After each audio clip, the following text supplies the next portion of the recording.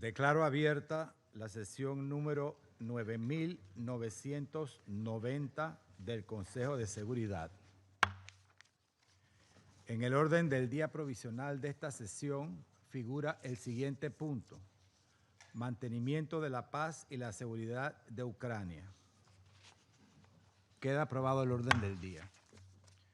De conformidad con el artículo 37 del Reglamento Provisional del Consejo, invito a participar en esta sesión a las delegaciones de Alemania, Estonia, Noruega, Polonia, Rumanía y Ucrania. Así queda acordado. En nombre del Consejo, doy la bienvenida a la excelentísima señora Yulia Sviridenko, primera ministra de Ucrania, que nos acompañará en el curso de la sesión. De conformidad con el artículo 39 del Reglamento Provisional del Consejo, invito a participar en esta sesión al señor Miroslav Yencha, subsecretario general para Europa, Asia Central y las Américas del Departamento de Asuntos Políticos y de Consolidación de la Paz y del Departamento de Operaciones de Paz. Así queda acordado.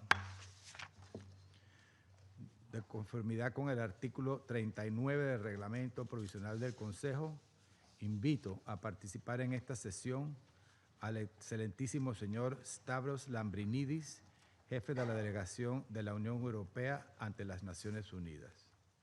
Así queda acordado. El Consejo de Seguridad comenzará ahora el examen del punto 2 del orden del día.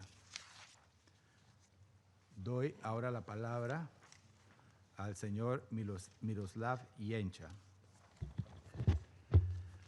Muchísimas gracias, señor presidente. Mr. President, yesterday the Secretary General condemned the Russian Federation's overnight missile and drone attacks that killed and injured many civilians, including children across Ukraine. According to Ukrainian officials, the Russian Federation launched 598 drones and 31 missiles against Ukraine overnight between 27 and 28 August. In the capital city of Kyiv, at least 23 people, including 4 children aged between 2 and 17, were reportedly killed. At least 64 people, including 7 children, were injured. Several buildings were damaged in 33 locations across all 10 districts of the city. Most of the fatalities occurred in the Darnitsky district of Kyiv, where a missile reportedly struck a 5-story residential building, demolishing it from the 1st to the 5th floor. The attack also severely damaged the diplomatic premises of the delegation of the European Union in Kyiv and the British Council building. Across Ukraine, air raid sirens kept residents awake, seeking shelter in nearly all regions of the country.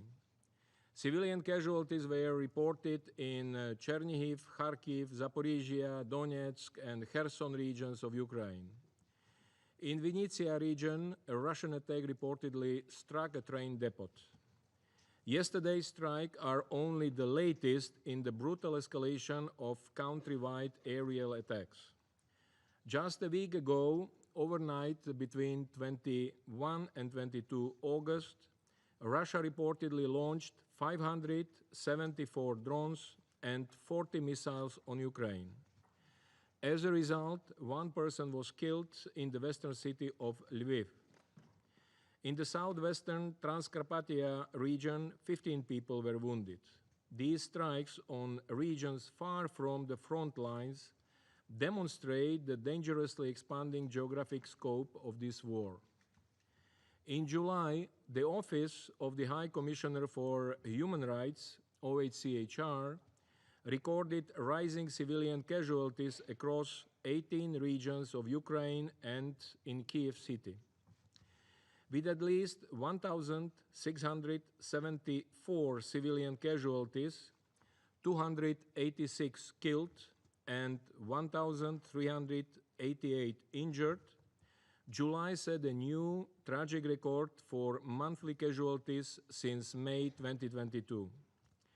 In total, OHCHR has verified that since the start of the Russian Federation's full-scale invasion of Ukraine in February 2022, 14,054 civilians, including 730 children, have been killed in Ukraine.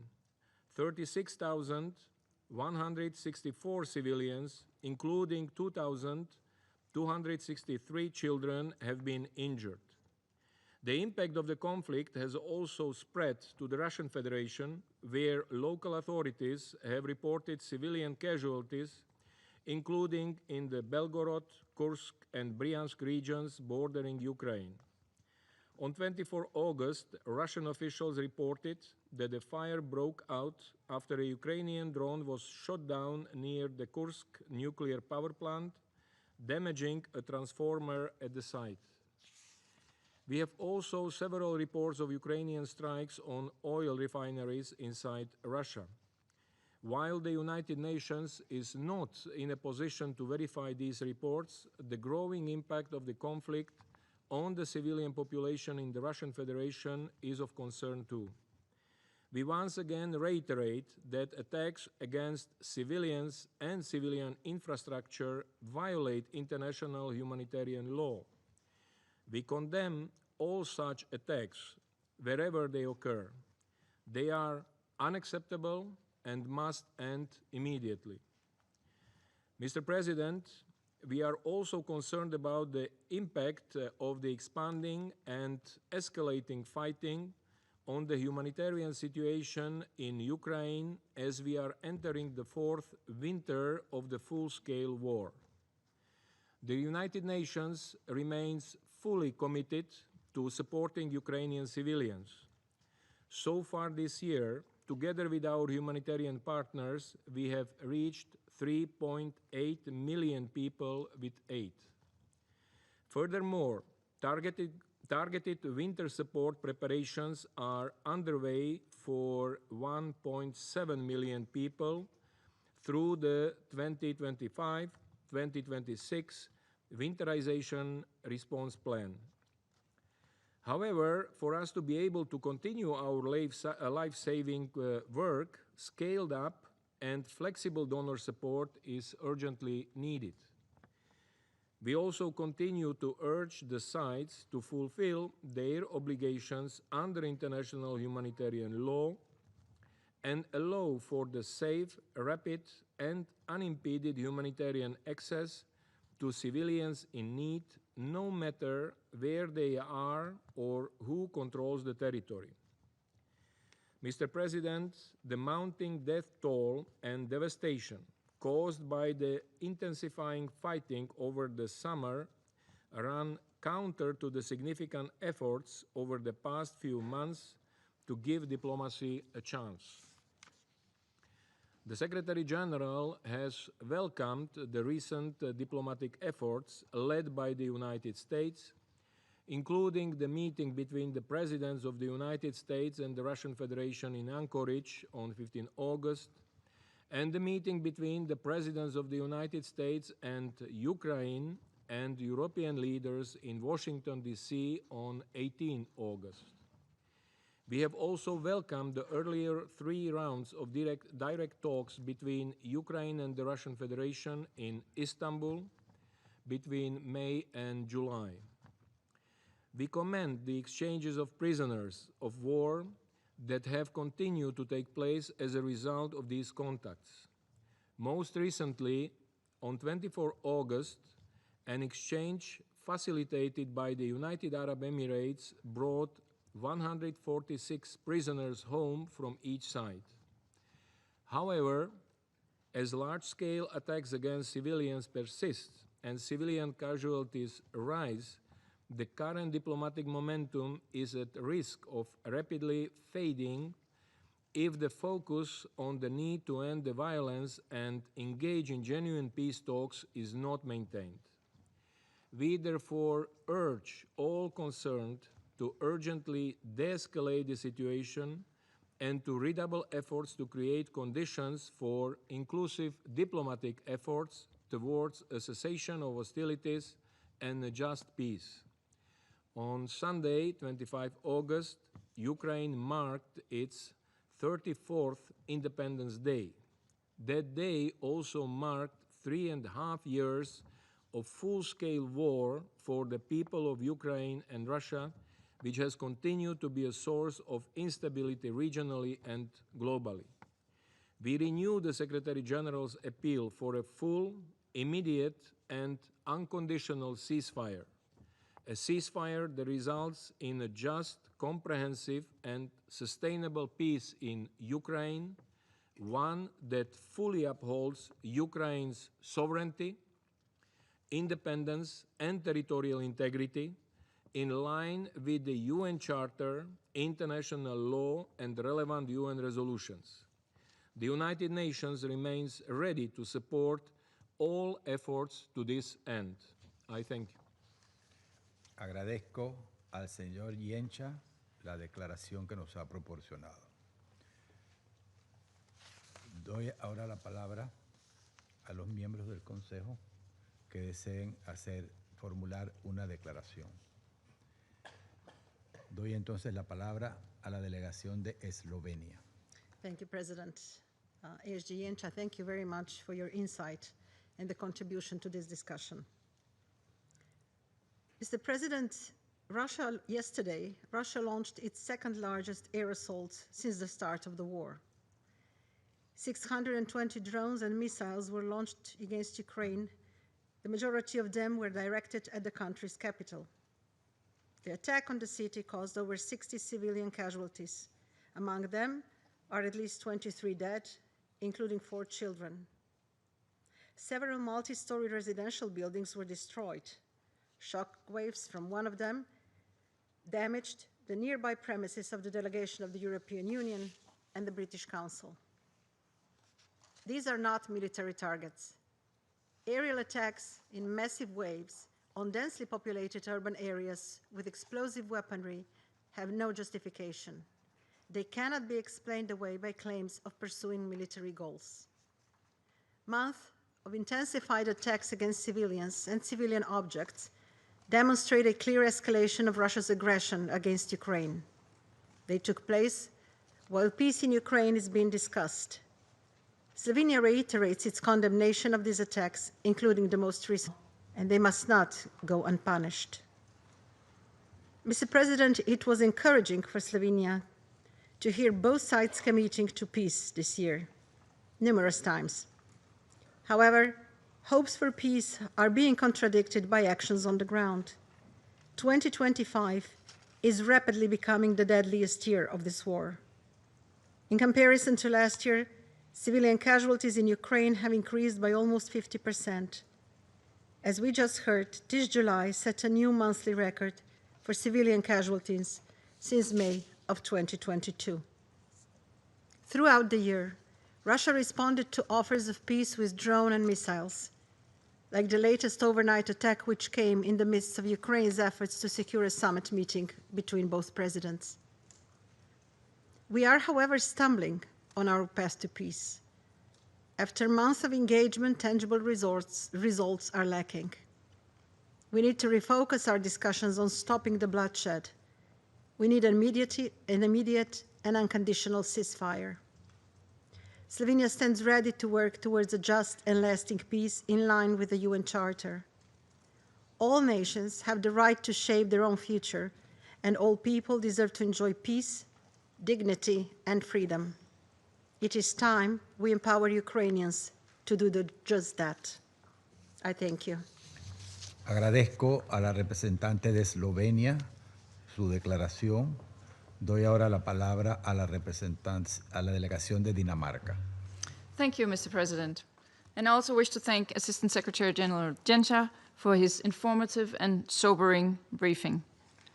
Denmark, along with France, Greece, Slovenia, and the United Kingdom, supported Ukraine in its call for this urgent meeting. We did so, firm in our conviction that when faced with a clear and blatant threat to international peace and security, this Council has a responsibility to act. Just yesterday morning, as we've heard, Russian airstrikes once again rained down on Ukraine in what has been reported as the second largest wave of attacks in this brutal 3-year war. Denmark strongly condemns these attacks, which killed at least 23 civilians, including 4 children, and injured dozens more. One of those who tragically lost their lives was a 2-year-old girl, born during Russian airstrikes on Kyiv and killed by Russian airstrikes on Kyiv. Another life cruelly cut short by Russia's illegal war. To the government of Ukraine, Denmark extends its deepest condolences to you and to all those who've suffered in these latest attacks. Russia consistently claims that its targets are military in nature, but their missiles have regularly hit schools, hospitals, apartment blocks, and diplomatic missions. Yesterday, as we just heard from the Assistant Secretary General, the delegation of the European Union and the British Council in Kyiv were added to this long list. These violations of international law, including international humanitarian law, are regrettably not new. They have been long documented in many reports by the UN Human Rights Monitoring Mission and the Independent International Commission on Inquiry on Ukraine.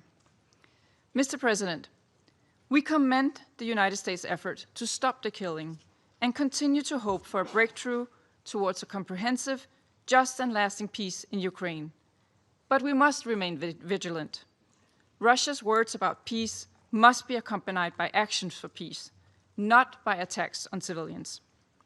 Denmark believes that the only pathway to a lasting peace begins with the guns falling silent. The aggressor must stop attacking the victim. Hostilities must end. Russia must enter talks in good faith with Ukraine as a full and equal partner.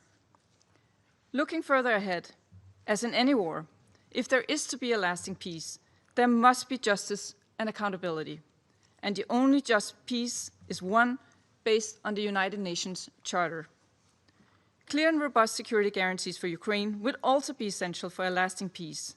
Denmark and our partners have indicated a readiness to contribute to those. Our view is clear. Ukraine's security is Europe's security. Mr. President, to conclude, a few days ago, as we just heard also from the Assistant Secretary General, we celebrated the 34th anniversary of Ukraine's independence. It is a stark reminder of Ukraine's inherent right to freely chart its own path. A Ukraine in which children can grow up in peace and security, not to the sound of air raid sirens. Denmark will continue to stand with Ukraine today as Ukraine enters into its 35th years of independence. United, we are strong. I thank you. Agradezco a la delegación de Dinamarca su declaración. Doy la palabra a la delegación de Francia. Monsieur le Président, je souhaite d'abord remercier le secrétaire général des Nations Unies, Miroslav Jenča, pour son exposé. Si nous réunissons aujourd'hui, c'est pour rappeler la réalité de la guerre que le peuple ukrainien continue d'affronter chaque jour et que M. Jenča vient à nouveau de nous présenter. La France condamne avec la plus grande fermeté les attaques russes ayant frappé l'Ukraine ces derniers jours. Les frappes qui ont atteint l'ouest de l'Ukraine dans la nuit du 20 au 21 août et celles menées la nuit du 27 août sur Kiev ont fait des dizaines de victimes civiles, de nouvelles victimes, y compris des enfants. Les ondes de choc de dernière frappe ont gravement endommagé le bâtiment de la délégation de l'Union européenne en Ukraine et du British Council. Ces attaques sont inacceptables, comme toutes les attaques passées. Si besoin en était, cette barbarie témoigne à nouveau de l'urgence de mettre fin à cette guerre, l'urgence de cesser les tueries et de bâtir une paix juste et durable. La France exprime sa profonde solidarité avec les victimes et leurs familles endeuillées, ainsi qu'avec les services de secours mobilisés et le personnel de la délégation de l'Union européenne du British Council à Kiev. Elle salue la résilience des Ukrainiens qui résistent avec courage depuis 3 ans et demi à l'agression russe et qui font face à ses conséquences terribles avec une dignité qui nous oblige. Monsieur le Président, l'Ukraine a fait part, depuis 6 mois désormais, de sa disponibilité à mettre en place un cessez-le-feu immédiat et sans condition. Le président Volodymyr Zelensky a exprimé à plusieurs reprises sa disposition à engager des discussions directes avec le président Vladimir Poutine. Le principe d'une rencontre bilatérale a été acté dans le cadre de l'initiative du président Donald Trump en faveur d'une paix juste et durable que la France soutient. Pourtant, 2 semaines plus tard, le président russe n'a toujours pas donné suite et la Russie poursuit ses frappes meurtrières sur le territoire ukrainien. Moscou veut nous faire croire qu'il recherche la paix, mais ces actes démontrent qu'elle n'a aucune intention de cesser le feu, ni de négocier de bonne foi une paix durable en Ukraine. La Russie n'a fait que répondre aux multiples propositions sincères de pourparlers en intensifiant ses frappes sur le territoire ukrainien. Elle n'a fait que cibler les civils en violation des règles et principes du droit international. Faut-il le rappeler, les attaques indiscriminées contre les civils constituent des crimes de guerre. Ce Conseil doit être à la hauteur de ses responsabilités. En février dernier, il a appelé à une fin rapide des hostilités dans sa résolution 2774. Alors que la Russie viole depuis des mois cette résolution, qu'elle a pourtant soutenue, le Conseil doit être cohérent. Il est clair que cette guerre ne se poursuit que parce que l'agresseur refuse d'y mettre un terme. Le Conseil de sécurité doit appeler la Russie à mettre fin au combat et condamner les violations du droit international humanitaire et des droits de l'homme qu'elle y commet. La France continuera de s'investir avec détermination aux côtés de l'Ukraine et de ses partenaires vers l'objectif d'une paix conforme au droit international, respectant la souveraineté et l'intégrité territoriale de l'Ukraine. Pour être durable, cette paix doit être assortie de garanties de sécurité robustes pour l'Ukraine. La France et les autres Européens, aux côtés des États-Unis, y sont engagés, car la sécurité de l'Ukraine est aussi la sécurité européenne. Je vous remercie. Agradezco a la delegación de Francia su declaración. Doy ahora la palabra a la delegación de Grecia. Thank you, Mr. President. At the outset, I would like to congratulate Panama for a successful stewardship of this Council during the month of August. I would like to thank ASG Jenča for his briefing.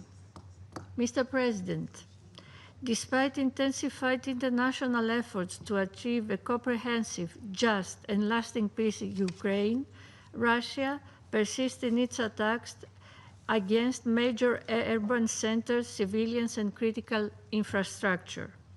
The most recent missile and drone strikes on Ukraine cities, which resulted in the killing and wounding of civilians, including children, and the destruction of numerous buildings seriously undermine efforts toward peace and demonstrate once again Russia's utter disregard for international law and human life. They discriminate strikes of 27 of August, which severely damaged diplomatic premises in Kiev, including the delegation of the European Union, represent a flagrant violation of the Vienna Conventions. I would like to make 3 points. First, we are appalled by Russia's recent attack on Kiev, and we strongly condemn the deliberate targeting of civilians and civilian infrastructure in blatant violation of international humanitarian law. We call upon Russia to cease immediately such unlawful actions. We commend all UN and humanitarian agencies in Ukraine for the life-saving services they provide, and we thank them for their service. Second, on peace efforts, no negotiation can succeed while blood continues to be shed on the ground. We call for an immediate, full, and unconditional ceasefire as the necessary first step towards a comprehensive settlement. In full respect of Ukraine's sovereignty, independence, and territorial integrity within its international recognized borders. We welcome the US-led initiatives and the decisive efforts of President Trump to put an end to the war, and we call on Russia to stop its armed aggression and withdraw its troops from Ukraine. Any attempt to alter borders by the use of force is unacceptable and constitutes a dangerous precedent that undermines the very foundation of the international order. Third, no peace imposed upon Ukraine could ever be sustainable. A permanent peace agreement cannot be decided without Ukraine. It must rest on credible and enforceable security guarantees to prevent any recurrence of aggression in the future. Mr. President, Greece reiterates its unwavering solidarity with the people of Ukraine who have endured the devastating consequences of Russia's full-scale invasion for over 3.5 years. The war must end. We stand ready to support all international efforts aimed at securing a just, sustainable, and lasting peace in full conformity with international law, the UN Charter, relevant UN resolutions, and the Helsinki Final Act. I thank you. Agradezco a la delegación de Grecia su declaración. Doy la palabra a la delegación del Reino Unido. Thank you, President, and I echo Greece's thanks for your stewardship of the Council in August. I'd also like to thank ASG for briefing us this afternoon. I also look forward to the participation of Her Excellency, the Prime Minister of Ukraine, in today's meeting. Only yesterday, the representative of the Russian Federation stood just outside this chamber and said to the media, I quote, "We believe in peace. We believe in diplomacy." Yet Russia's attack on Ukraine just the night before was one of the largest aerial attacks of its war. Russia says it believes in peace and diplomacy. Such brutal attacks say the opposite. Russia deployed nearly 600 drones and 31 missiles in an attack that hit civilians and civilian infrastructure. Among the homes and buildings destroyed in Kyiv, the British Council and the EU delegation suffered extensive damage. Deliberate targeting of civilian infrastructure and civilian objects is a violation of international humanitarian law. At least 23 people, including 4 children, were killed by these strikes, and dozens more were wounded. We extend our condolences to the families and friends of those killed. It has been reported that among the children who were killed, the youngest was 2 years old. The Kremlin's actions reflect no desire for peace or diplomacy that I can detect. We are appalled by the suffering that Russia has inflicted on civilians, including a guard at the British Council Office who was among those injured and hospitalised.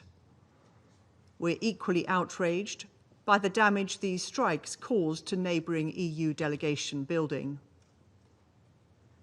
But if Russia thinks it can intimidate us, it is wrong. This will only strengthen UK and Western resolve to support Ukraine. These strikes are the actions of a Russian government that is hell-bent on destroying Ukraine and sabotaging international peace efforts. As my Prime Minister has said, quite simply, this bloodshed must end. And there remains only one solution. Putin must, as Zelensky has done repeatedly, agree to a full and unconditional ceasefire immediately. President, every time I have to deliver a statement which marks another milestone in Russia's violence, I'm joined by 13 of my fellow council members, 14 Security Council members calling for a cessation of hostilities. It is easy to sit here and say that there must be peace. Yes, we all want peace, but only one of us has the power to make that happen immediately. President Putin had the power to stop this war when we called for it last month, and the month before that, and the month before that, all the way back to February 2022. How many people would still be alive today if President Putin had committed to peace and diplomacy instead of violence back then? Or better yet, if he had decided not to invade at all? I thank you. Agradezco a la delegación de Reino Unido su declaración. Doy la palabra a la delegación de Sierra Leona. Thank you, Mr. President. And let me join colleagues in really extending our commendation and congratulations to you and your delegation on your successful presidency this month, as this is the last scheduled meeting. Mr. President, I thank Assistant Secretary General Miroslav Janča for his sobering briefing on the grave escalation of the conflict between the Russian Federation and Ukraine. And I welcome the participation of Her Excellency Ms. Yulia Shcheredenko, Prime Minister of Ukraine, to this meeting. Sierra Leone is alarmed by a report of continuous airstrikes on heavily populated areas, particularly of Ukraine. On 27 August, there were reports of a massive airstrike involving more than 500 drones and missiles, as briefed, killed at least 23 people, including 4 children, in Kyiv and injured over 45 others, with many still feared to be trapped under rubble. The strikes damaged residential buildings, a shopping mall, and even diplomatic premises of the British Council and the European Union. This tragic episode regrettably reflects the wilder pattern of the conflict. The first half of 2025 has witnessed relentless aerial bombardments of populated areas, leaving behind death, destruction, and despair. Hospitals, schools, universities, businesses, and critical energy and water infrastructure have all been targeted. Retaliatory strikes have also caused civilian injuries and infrastructural damage inside the Russian Federation. The UN Human Rights Monitoring Mission in Ukraine reported that July 2025 registered the highest number of casualties, civilian casualties, since the early days of the conflict, with 286 civilians killed and 1,388 injured. August appears to be continuing this devastating trend. The toll since 2022 is staggering. More than 50,000 casualties alongside the displacement of over 10 million people. Millions, particularly children, now live in fear, deprived of safe shelter, quality education, and basic necessities such as clean water and electricity. More than 1,600 educational facilities have been damaged or destroyed, compounding their plight. Sierra Leone deplores the deliberate targeting of civilian and civilian infrastructure. International humanitarian law is unequivocal. Such attacks constitute war crimes. We stress that the principles of proportionality, precaution, and distinction must be fully respected. Operations near nuclear installations or other critical civilian sites are particularly unacceptable and risk catastrophic consequences. We therefore reiterate our call on the involved parties to prioritize the protection of civilians, to cease indiscriminate attacks, to refrain from military operations in and around civilian infrastructure, and to ensure humanitarian corridors are respected. Compliance with international law, including human rights law and the Geneva Conventions, is not optional. It is obligatory. We commend the ongoing humanitarian aid coordination efforts led by the United Nations Humanitarian Coordinator and facilitated by OCHA under extremely difficult circumstances. With approximately 12.7 million people in Ukraine in need of humanitarian assistance, these efforts remain indispensable. We call for the safe, sustained, and unhindered delivery of aid, particularly to those in hard-to-reach areas and close to front lines. We further emphasize the importance of sustained and flexible funding for humanitarian and recovery programs, particularly in view of the upcoming winter season.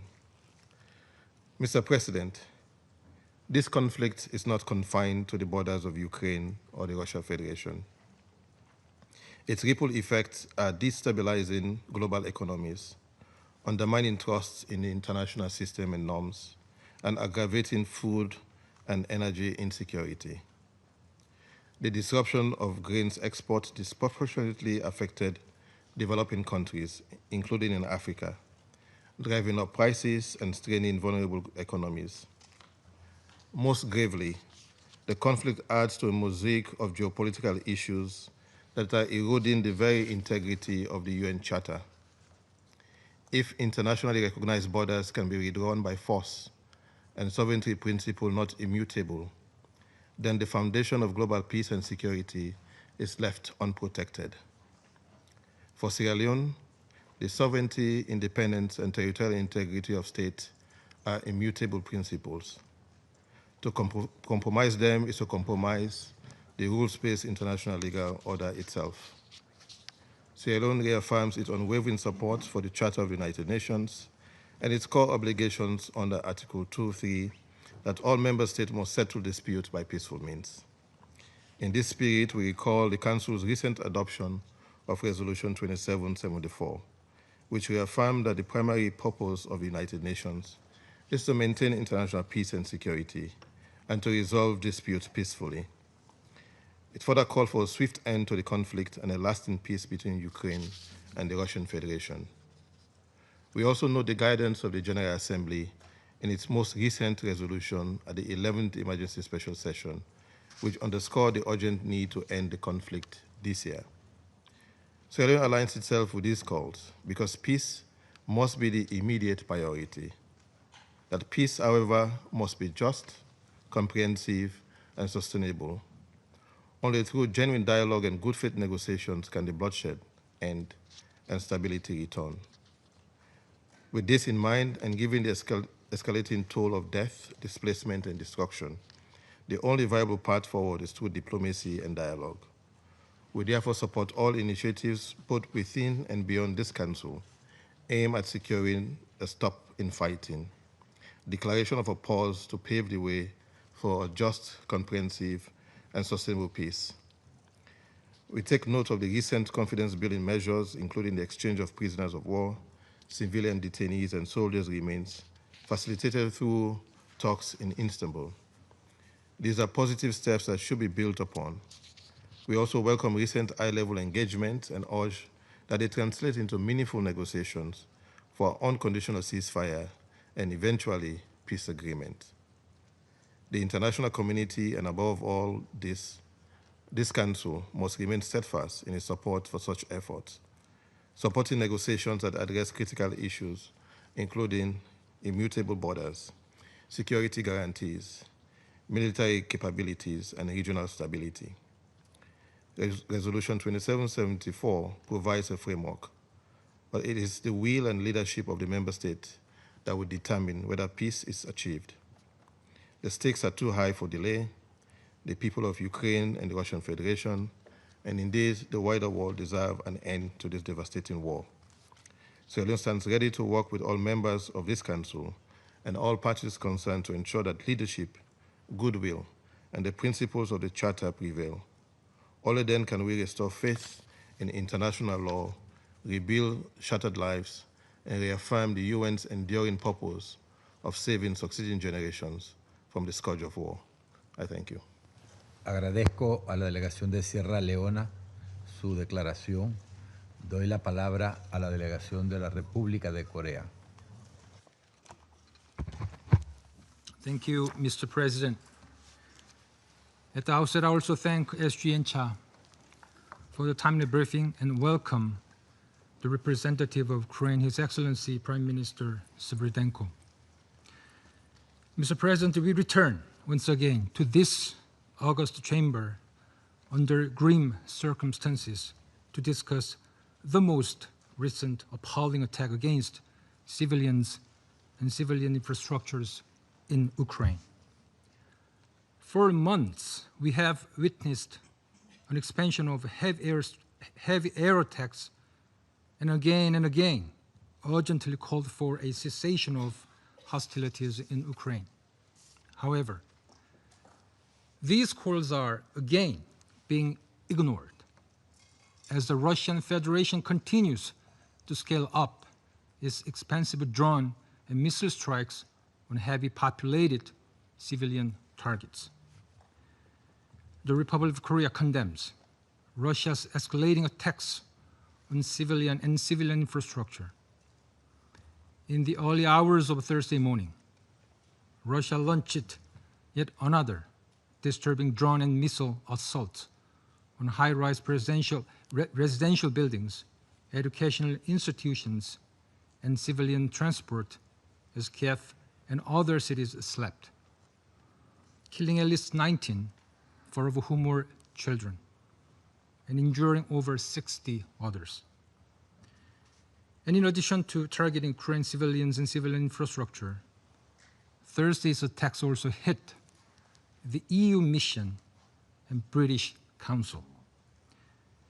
My delegation categorically condemns all such attacks on diplomatic and consular premises, which are contrary to international law and global norms. Thursday's attacks, carried out with nearly 600 drones and 31 missiles, represented Russia's deadliest attacks on Ukraine since July, as well as the second largest air assault since this illegal war began. These attacks represent clear violation of international humanitarian law. Civilians must be always protected and should never be targeted. Yet this recurrent and bloody scenario continues to play out weekly, shattering lives, families, and communities. They also exemplify again the urgency of ending this protracted horror. Mr. President, under this troubling backdrop, the Republic of Korea once again implores an immediate, full, and unconditional cessation of all hostilities. We continue to be supportive of all key diplomatic efforts to halt the bloodshed and end this war without further delay, and reiterate our deep appreciation for U.S. efforts toward this end. However, the continuing Russian attacks on Ukraine, such as Thursday morning's shocking barrage, not only threaten ongoing common global peace efforts, they directly undermine them. In this connection, my government is concerned about ongoing Russian-North Korean military cooperation that is exacerbating the severity and the scope of this war and its bleak ramifications, not only for Ukrainian civilians, but also for peace and security in both the European and Asian regions.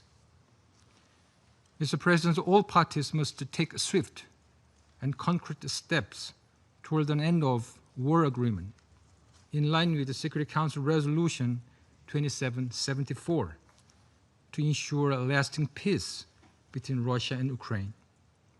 For its part, the Republic of Korea reaffirms its guiding commitment to ending this war and standing with the Ukrainian peoples as they rebuild their country and chart a brighter, more secure future. I thank you, Mr. President.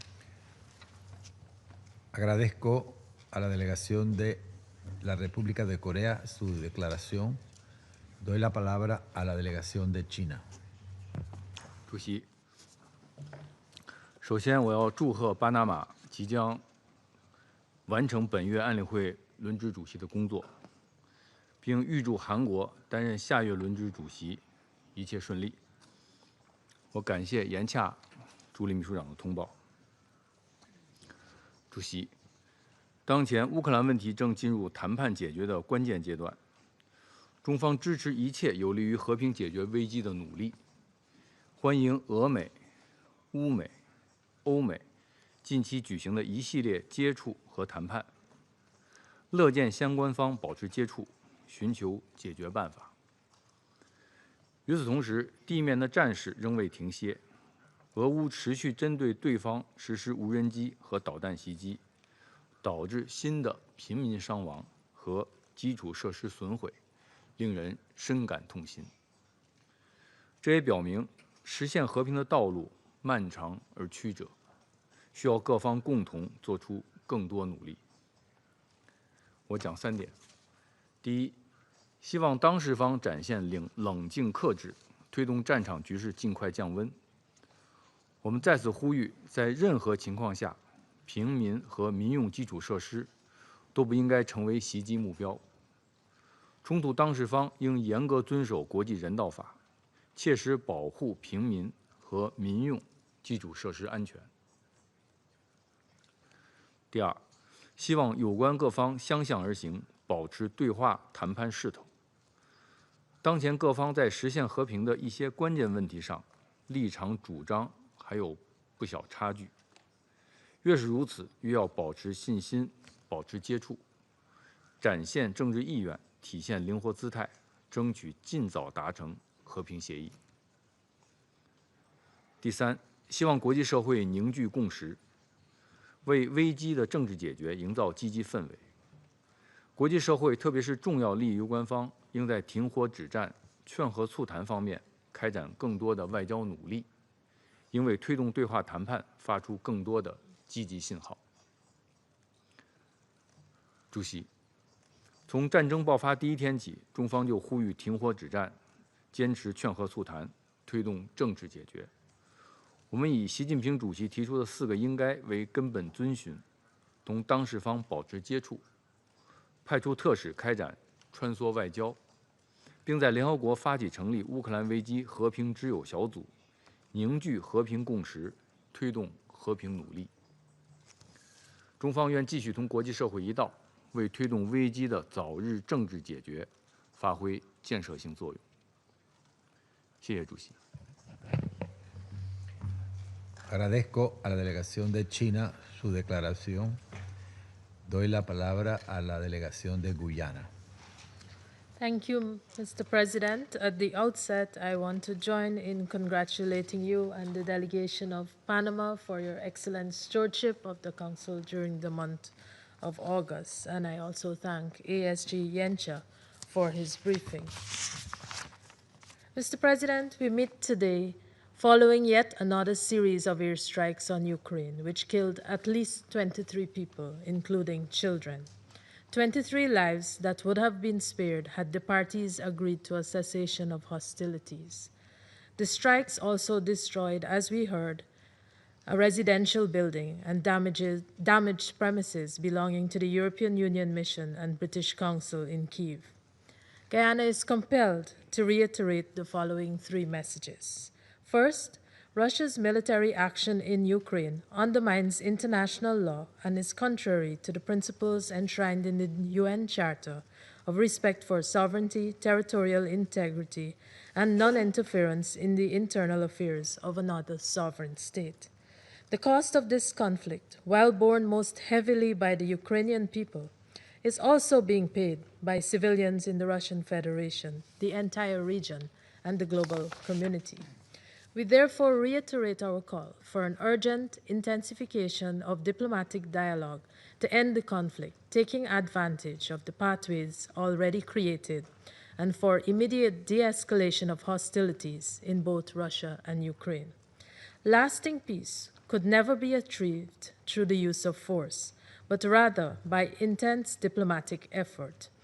Ending this war peacefully must remain our foremost priority.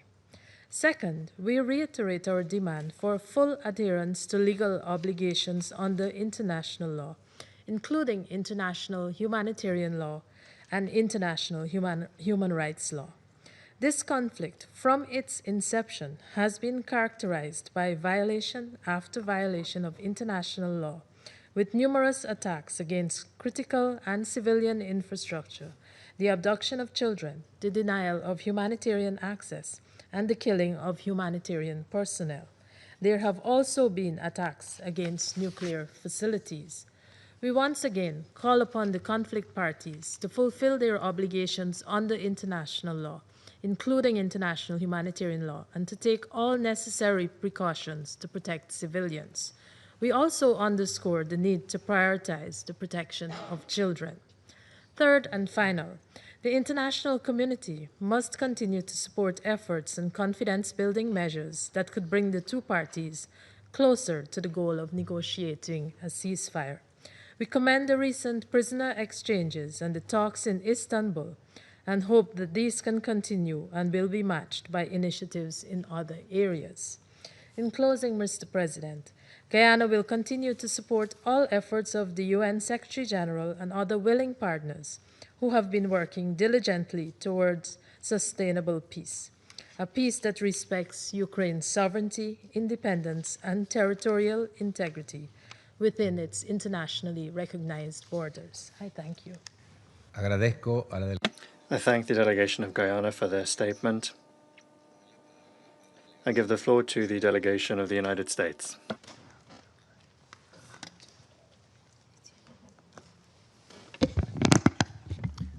Thank you, Mr. President. And thank you, Assistant Secretary Jenka, for your informative briefing. In recent weeks, the United States has undertaken exceptional efforts to bring the Russian-Ukraine war to an end.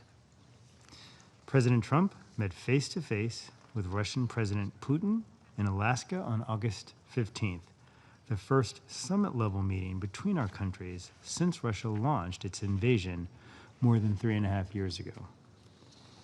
President Trump then hosted Ukrainian President Zelensky and 7 other European leaders at the White House on August 18th to build on the progress made at the Alaska summit.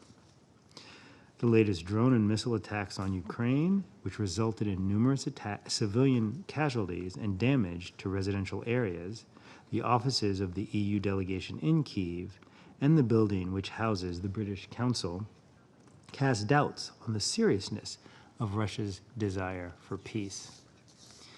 These strikes on civilian areas must stop immediately. We extend our deepest condolences to the victims and their families. Russia must decide now to move toward peace. The leaders of Russia and Ukraine must agree to meet bilaterally.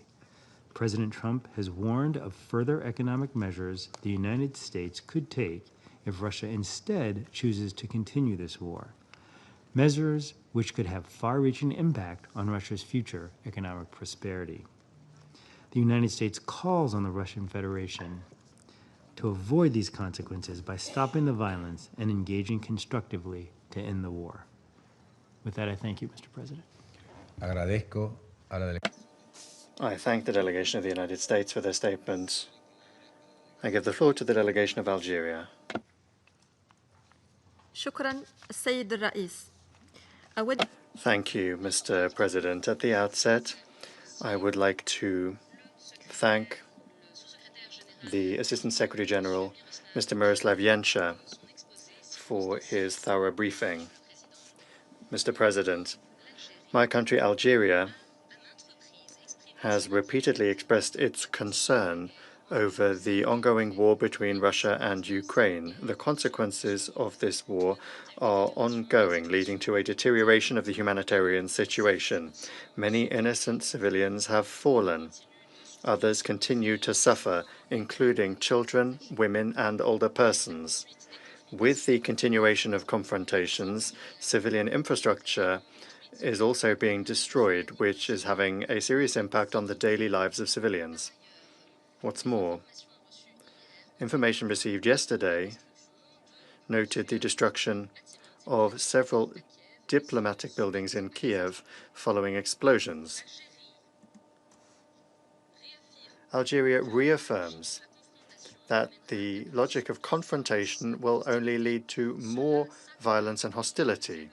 That undermines dialogue and negotiations and undermines diplomatic efforts aimed at achieving a peaceful solution, including in the context of direct negotiations, which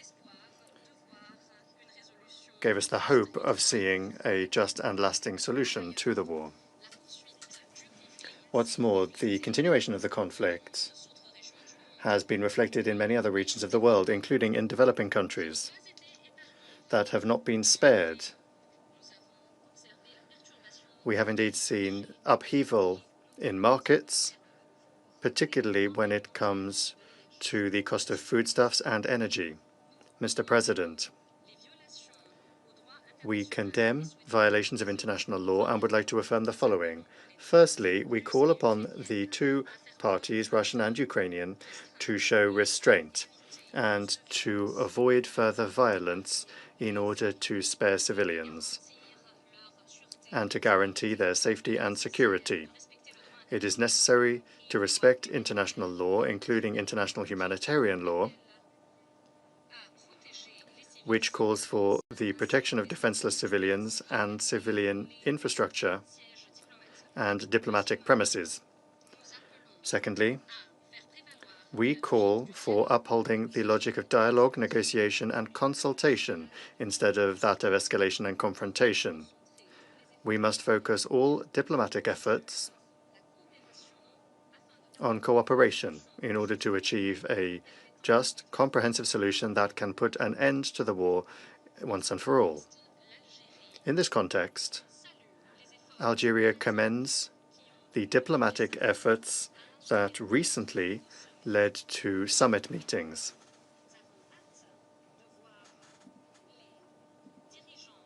And we are keen to see the Russian and Ukrainian leaders meet under the auspices of the United States so as to achieve direct negotiations between the two parties.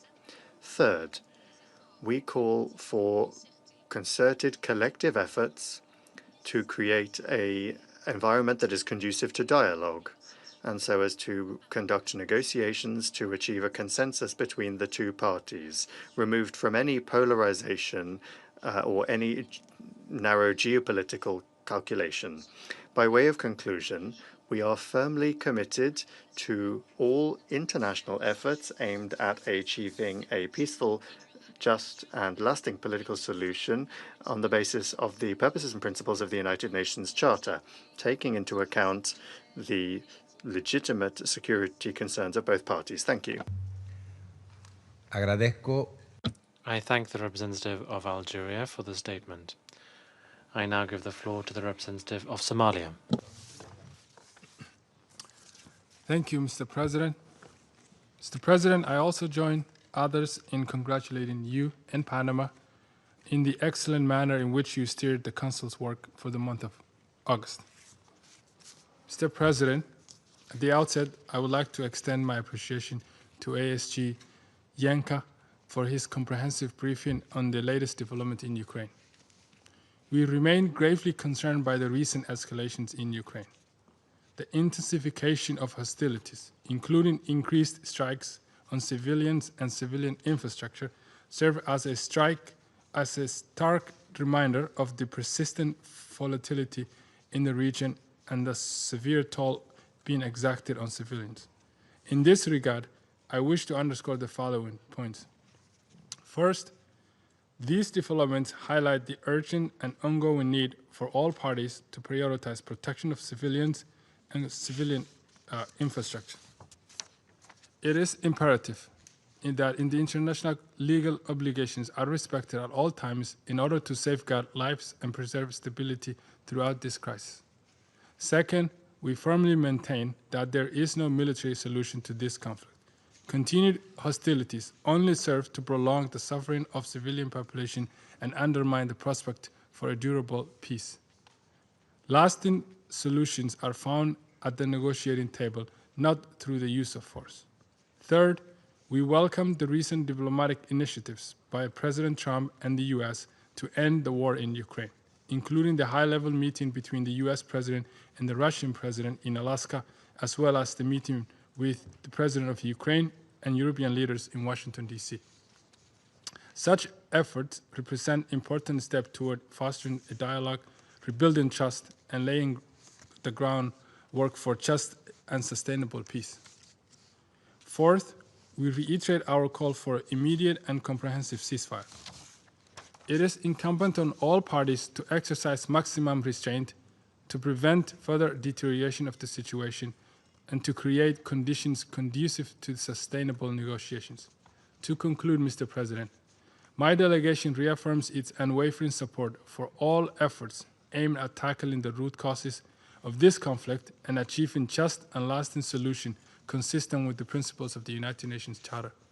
The people of Ukraine and everyone affected by this war deserve a future defined by peace, security, and dignity. I thank you.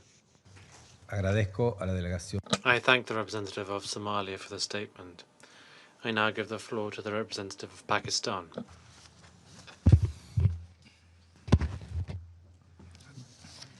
Thank you, Mr. President.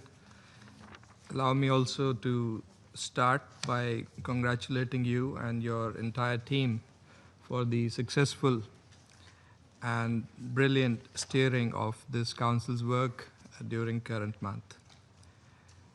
We also welcome the participation of Her Excellency the Prime Minister of Ukraine in today's meeting. I would also like to thank AC1G for his briefing. Pakistan has repeatedly voiced its concerns on the continuing hostilities and devastating consequences of this conflict, particularly its humanitarian toll. It is regrettable that the conflict, which is now into its fourth year, continues to rage and devastate the lives and livelihoods of more and more people. We note with deep dismay the continuation in fighting, resulting in the loss of innocent civilian lives, including children. This is, as we have said before, both tragic and deplorable. Protection of civilians is paramount. International humanitarian law is clear and must be upheld universally. Mr. President, we regret the reports of damage caused to the EU office and the British Council in Kiev. The inviolability and sanctity of diplomatic and consular missions, as laid down in the Vienna Conventions, must be respected by all parties. The principles of IHL, especially distinction, proportionality, and precaution, must be scrupulously followed. Pakistan welcomes the recent diplomatic efforts spearheaded by the US President to bring an end to this conflict. Pakistan, too, from the very outset, has remained an ardent proponent of bringing an end to this conflict through dialogue and a negotiated settlement. We take particular note of the leadership-level contacts between the US and the Russian Federation, as well as summit-level interactions between the US and Ukraine and a group of leaders from the European continent, who also have a stake in peace in the region. We remain hopeful that the diplomatic groundwork laid down at the start of the year, including Security Council Resolution 2774, which Pakistan supported, multiple rounds of negotiations between Russia and Ukraine, and the recent high-level interactions would lead to a meaningful outcome, an early end to hostilities, and an enduring peace in the region. These efforts must not stop and should in fact be continued earnestly and followed up with more diplomacy, deeper engagement, and structured and sustained talks. We welcome the recent prisoner exchange between the Russian Federation and Ukraine. We, however, note that the ongoing violence, death, and destruction from relentless attacks do not portend well for the ongoing peace efforts. We concur with ASG Jancha when he expressed the concern that diplomatic momentum may fade due to escalation in fighting. Mr. President, the pursuit of military means to resolve this conflict is a dead end. It would only deepen the suffering of the people. The way forward is in peaceful settlement, and that passes through de-escalation and ceasefire. Only a sincere and meaningful dialogue which addresses the security concerns of all sides and which is anchored in the principles of UN Charter and international law, and which respects the relevant multilateral agreements, can help secure peace, which is both just and enduring. Pakistan will continue to support all efforts that pave the way for a peaceful resolution of the Ukrainian conflict. I thank you. Agradezco. I thank the representative of Pakistan for the statement. I now give the floor to the representative of the Russian Federation. Thank you, Mr. President. The meetings on Ukraine that our Western colleagues requested follow the same fairly primitive template. Russia is accused of strikes on Ukrainian cities, and they try, without evidence, to assert that the targets of the attacks were allegedly civilian objects, ignoring the fact that during our strikes, civilian casualties are caused exclusively by falling shrapnel from missiles and drones that are shot down, or directly by Ukrainian air defense missiles that have gone off course. And the reason for that is also well known. The deployment by Ukraine of missile defenses in residential developments in violation of the basic norms of IHL, and yet targeted Ukrainian attacks involving missiles and drones on civilian objects on the territory of Russia are deliberately ignored. This is the ham-fisted formula that our Western colleagues, and again, they seem to be filling up the room today like sardines, they could long ago have trained an AI to follow this scheme when writing their generic statements, given how inhuman and detached from reality it is. And perhaps they're already doing that, since there's nothing new that goes beyond this template that we've heard today. My response to these accusations today is probably also not going to contain anything new.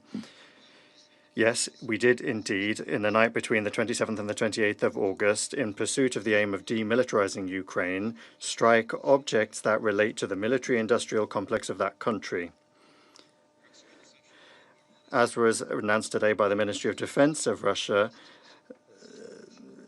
62% of the key military enterprises of the military-industrial complex of Ukraine have been damaged.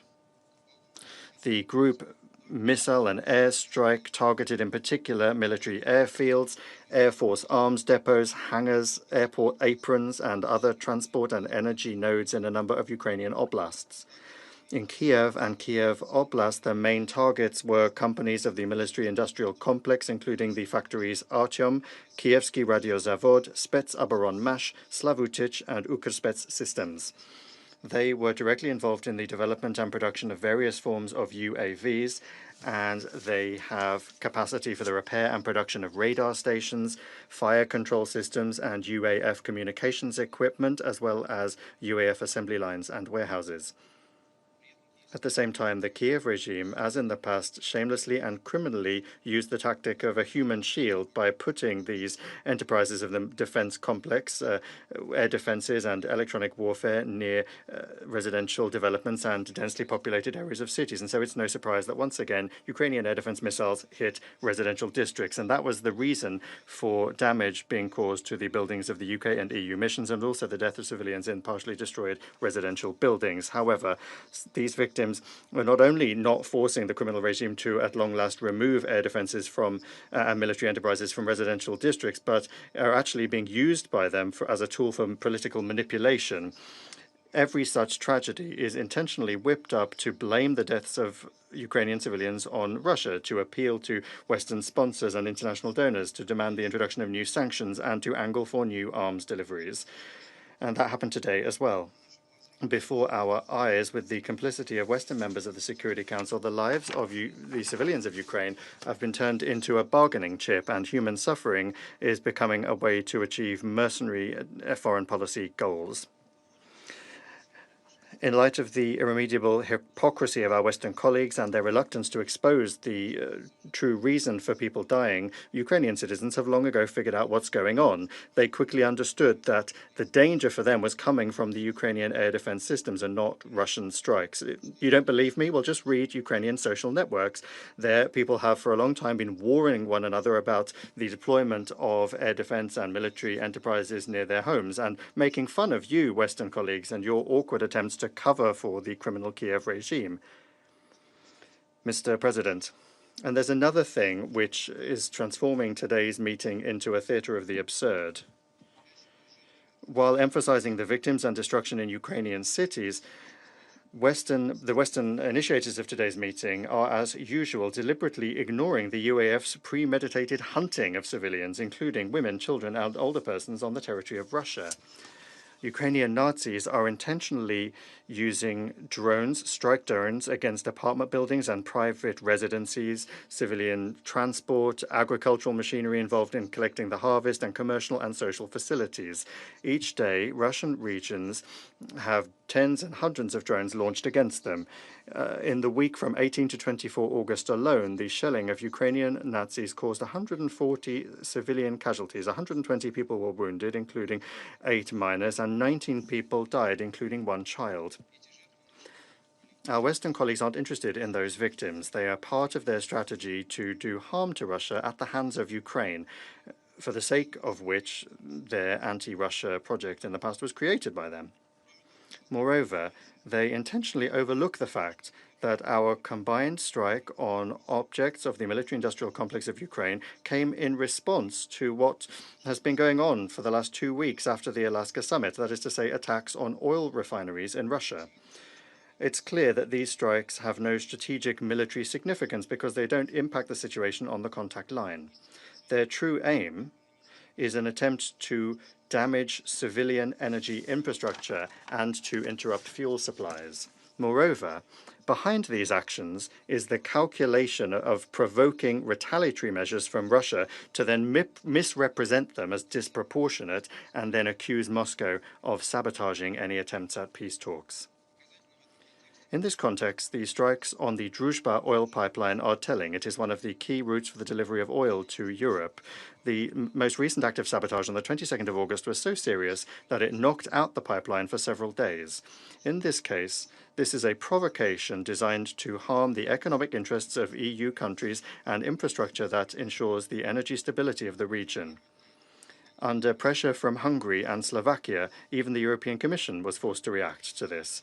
In other words, they are today playing up the consequences of Russia's retaliatory actions and intentionally not mentioning the fact of what provoked these strikes. It's a clumsy and hypocritical tactic that shows the selective blindness and double standards of our Western colleagues.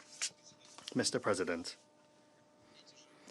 these same glaring double standards are clearly on display when the Western accomplices of the Kiev regime continue to ignore what, even by the standards of the Maidan, are skyrocketing human rights violations by the Zelensky regime.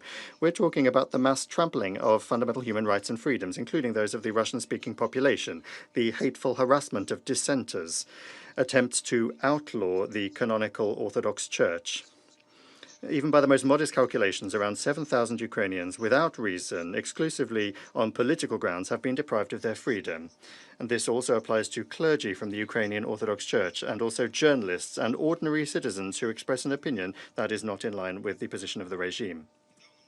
Recently, we together received a letter from a former deputy of the Verkhovna Rada of Ukraine, who is now accused of high treason. His name is Alexander Dublinsky. The facts that he touches upon, including the death from torture in the dungeons of the Kiev regime of the American journalist Gonzalo Lira, were confirmed by international human rights organizations and referred to in the report of the US State Department on human rights in Ukraine for 2024. Just the other day, Security Council members received another letter, this time from the journalist Diana Panchenko. She asked the UN Secretary General to take measures to protect political prisoners. She refers also to reports from the Office of the High Commissioner for Human Rights, which notes systematic cases of arbitrary detention without official charges, the use of torture, and denial of access to justice under the Kiev regime. Attached to the letter is a list of more than 550 victims of political persecution in Ukraine. Even a brief analysis of the content of these letters allows us to draw a clear conclusion. The Zelensky regime has created a machine of repression that is based on violating fundamental human rights and freedoms. The state security bodies, obedient courts, and the security and defense agencies are being used to intimidate society and prevent dissent. How much longer will Security Council members ignore these cries for help and make out as though nothing of the sort is happening in Ukraine? And how much longer will the Western sponsors of the Kiev regime ignore the glaring evidence of rampant corruption among the elite of the Zelensky regime? At the beginning of the week, several Western media outlets reported that a former investigator of the National Anti-Corruption Bureau of Ukraine that had fled to Europe managed to bring with him several thousand pages of internal documents that exposed corruption schemes in the highest echelons of the Ukrainian authorities. Yelena K., whose surname is not provided, led a task force tracing offshore assets.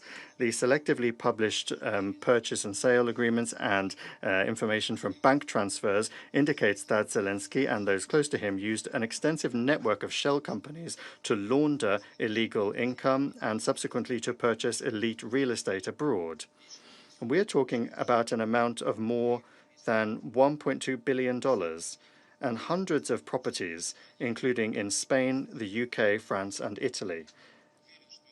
I'm confident that this is just the tip of the iceberg, but that too is something that in the West they try to turn a blind eye to. Do you really not understand that by keeping afloat such rotten, corrupt, and misanthropic regimes, you are undermining what is left of your reputation in the world?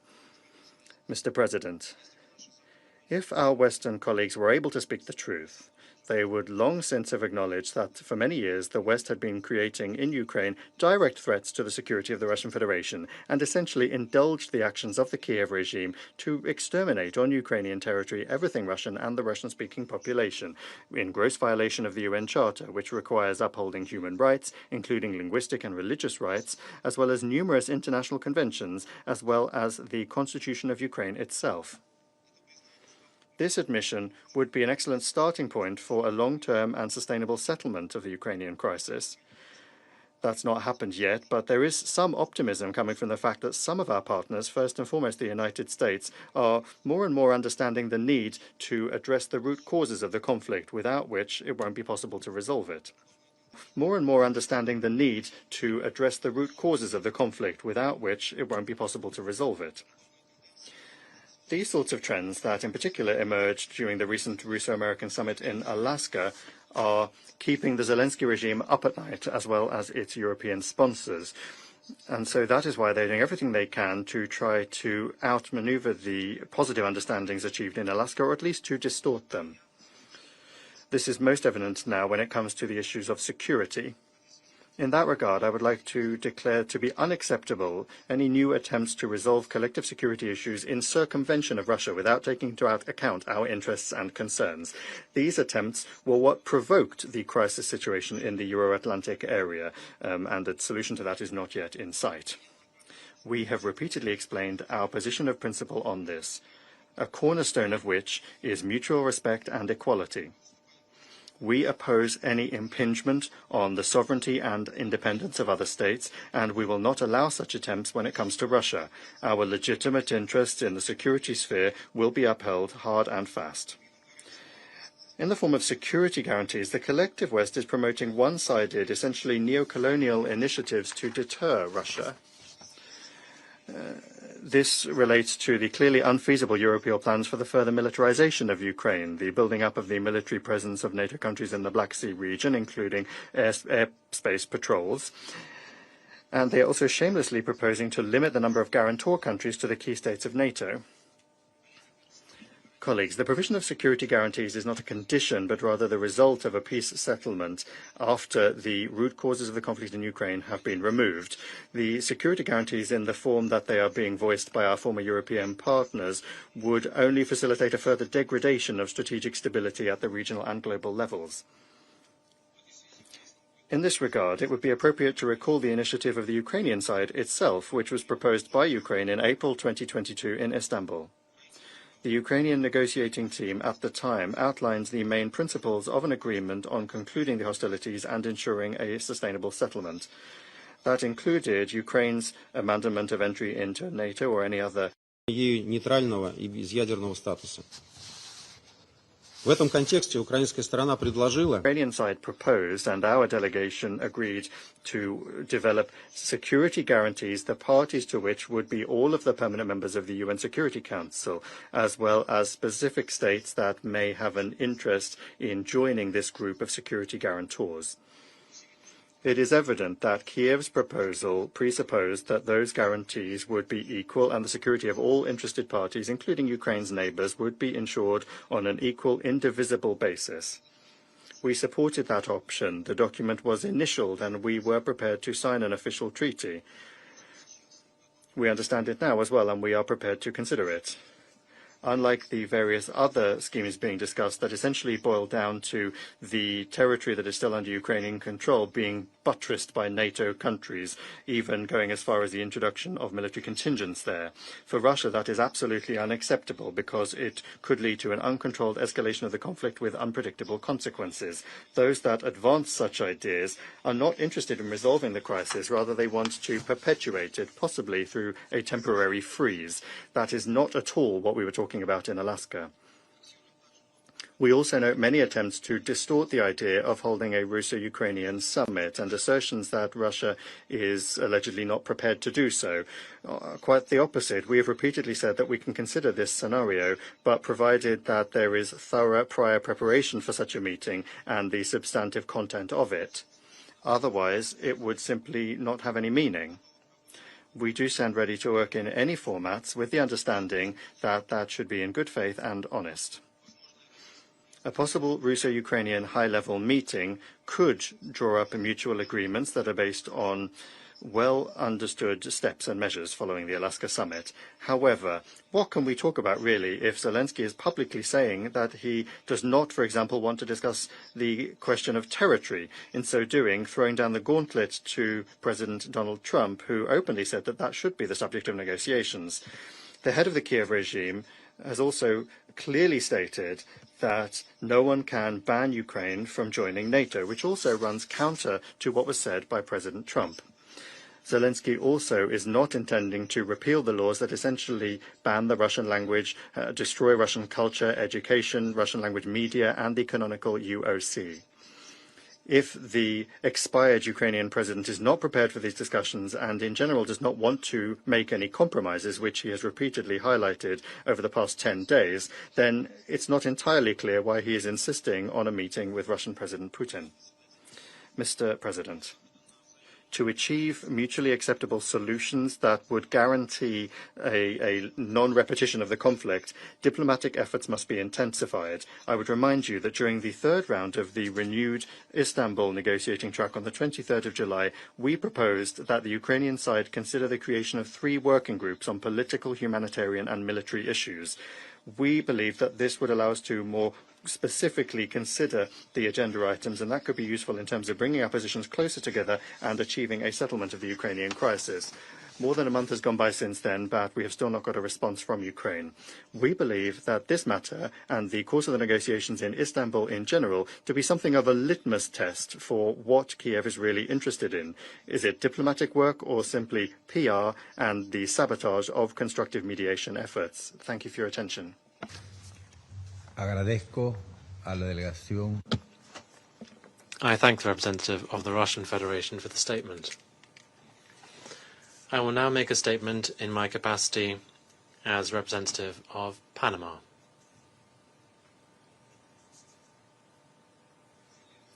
Your Excellencies, distinguished colleagues,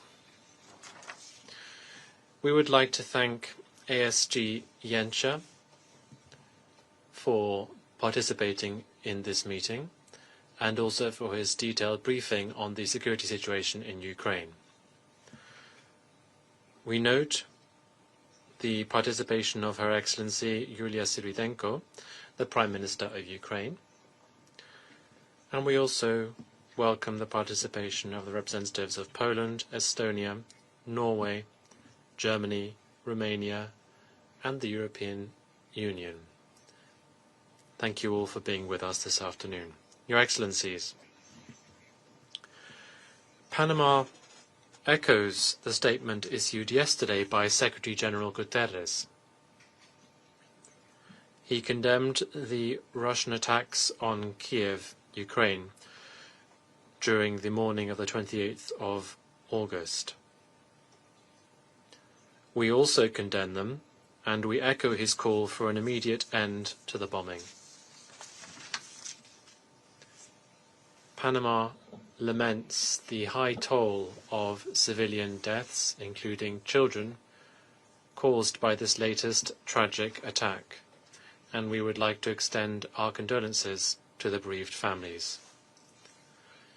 This war has shaken the foundations of the international system, and its only tangible results to date are the thousands of people who have died, including soldiers, civilians, children and persons with disabilities, as well as countless injured on both sides. We have seen with dread how residential areas and critical infrastructure on both sides have been attacked. And now this has even affected diplomatic premises belonging to the European Union and the British Council. They have also now been affected, which blatantly violates the 1961 Vienna Convention. 6.9 million Ukrainians have had to seek refuge outside their country, while 3.7 million have been obliged to move within their own country. The repercussions of this tragedy are also global in terms of food insecurity, the surge in energy costs, and increasing economic instability throughout the world, whose consequences will take years to abate. Your Excellencies, 4 years of war have brought about appalling human suffering. The military path, which some are insisting on maintaining, is as futile as it is vicious. Dialogue is the only way to find common ground to pave the way for a peaceful, lasting solution to this crisis. Panama welcomes the recent diplomatic efforts within the meetings arranged in Anchorage and Washington, which aim to build bridges ultimately to end this protracted situation, this tragic situation in Ukraine. In this Council, many delegations have repeatedly called for a cessation of hostilities and for a fair, lasting peace agreement, which must respect Ukraine's political independence and sovereignty. This historic moment requires leadership, and this means bold decisions, consistent with the principles of the United Nations Charter. The consequences of inaction are simple: more death, more bloodshed, and more suffering. That is why Panama, once again, reiterates its support for all diplomatic efforts to be undertaken to curb the violence and to build peace. Thank you. I resume my function now as President of the Council. I give the floor to Her Excellency Ms. Yulia Syrienko, Prime Minister of Ukraine. Thank you. Mr. President, I'm honored to address today the UN Security Council, and I'm grateful to the Presidency of Panama for convening this emergency meeting at Ukrainians' request. We ask for this meeting as the Council should not be sidelined in addressing Russia's terror attack yesterday. The Charter entrusts the Council with a primary responsibility to maintain international peace and security. For the people of Kyiv, Kharkiv, Zaporizhia, Sumy, my native Chernihiv, and many other regions across Ukraine, there have been neither peace nor security. Just yesterday night, Russia employed 629 airborne weapons. There were Shahed strike drones and other UAVs. They were cruise, air ballistic missiles. Russia again targeted residential buildings and claimed innocent lives. As of now, 25 people were killed, including 4 children. I just wanted to show some of the photos of people that have been killed yesterday, 25 of them. 63 others were injured, among them 11 children. The youngest victim was a girl, not yet 3 years old.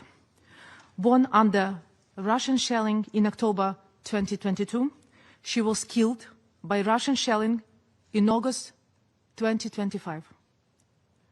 Among other civilian facilities, the strike also severely damaged the premises of the EU delegation to Ukraine. An attack on a diplomatic mission is utterly unacceptable and demands strong condemnation and an appropriate response from the international community. We are grateful to all who have expressed solidarity with Ukraine and its people following the Russian heinous attack.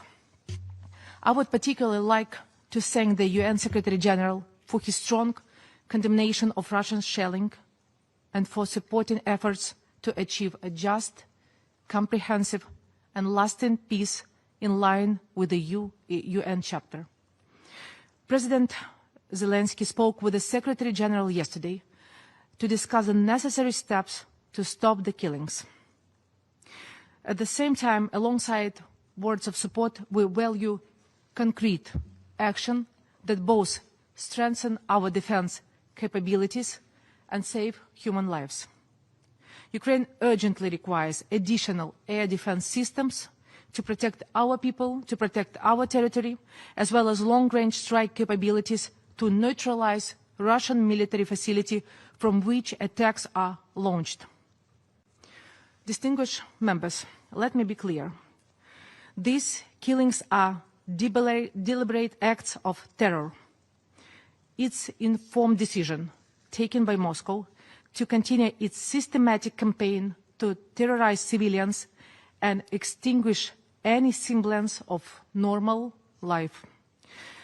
Yesterday, Russia again responded brutally to our attempts to engage them in a civilized dialogue, in the language of international law, peace, and respect for human life. Russia continues to choose killing over ending the war. We should take this into account in our efforts aimed at peaceful resolution and establishment of reliable security guarantees. These guarantees shall protect both Ukrainian sovereignty and the lives of Ukrainian people, especially children. Our people must feel safe already today. That's why ceasefire remains an essential prerequisite for successful future negotiation. How can genuine talk can be conducted while Russia's contribution remains the bodies of Ukrainian children retrieved from the rubble? Just look at this photo and you would understand everything. Russia is recognized perpetrator of crimes against Ukrainian children. For the third consecutive year, Russia has been placed on the shame list in the Secretary General reports on children and armed conflict. Yesterday, Russia airstruck on Kiev killed 4 children. Since the beginning of Russian full-scale invasion, at least 20 children have been sexually abused by Russian forces. Another 2,139 have been wounded, and 2,193 remain missing. Tens of thousands more have been stolen. 1.6 million trapped under Russian control in the occupied territories of Ukraine. 10-month-old Margarita Prokopenko was among them. In 2022, Russian officials took her from Kherson Children's House. In Moscow, her documents were forged.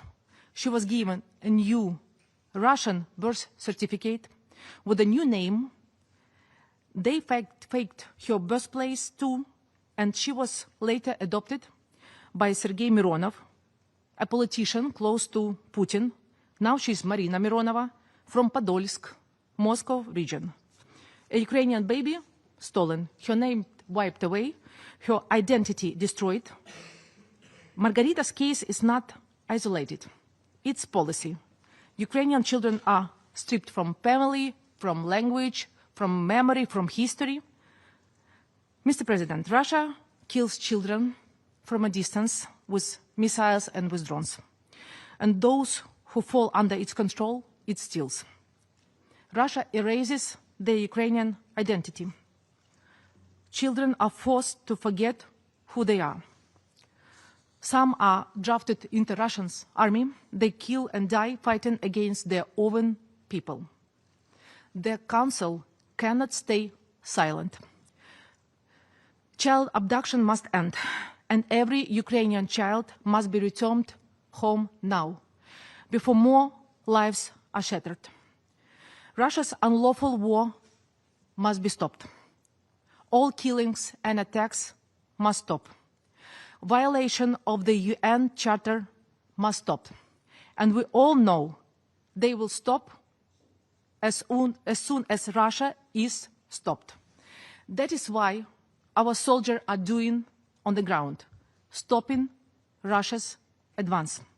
That is what we expect from the international community in global forum. Peace requires both strengthening security assistance to Ukraine and intensifying pressure on Russia until it demonstrates a genuine readiness for negotiation in a good faith. As long as Moscow rejects peace initiatives, it's imperative to intensify diplomatic, economic, military pressure on Russia.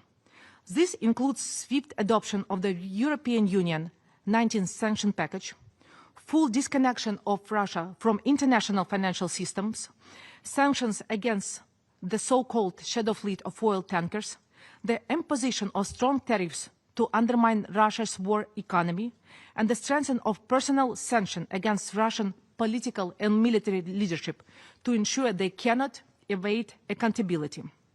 Russia must be deprived of the means to finance its war and its crimes. Let me reiterate that strengthening our defense capacity will also serve the goal of encouraging Russia to engage more constructively with international peace efforts.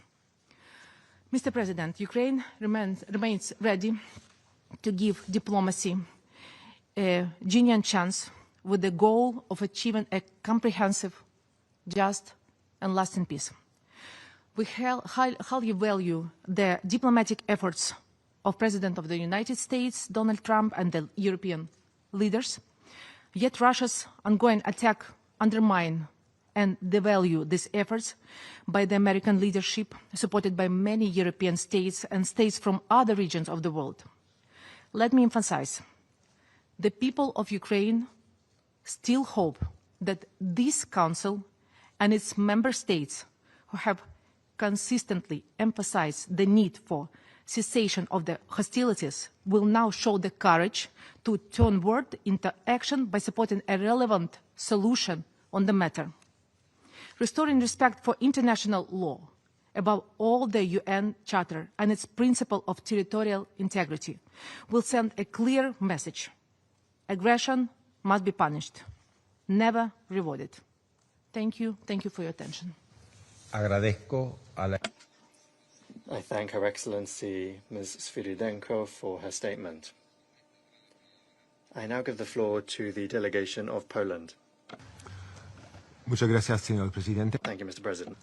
Thank you very much. I would like to begin by thanking Panama for convening today's meeting and Assistant Secretary General Miroslav Jenca for his briefing.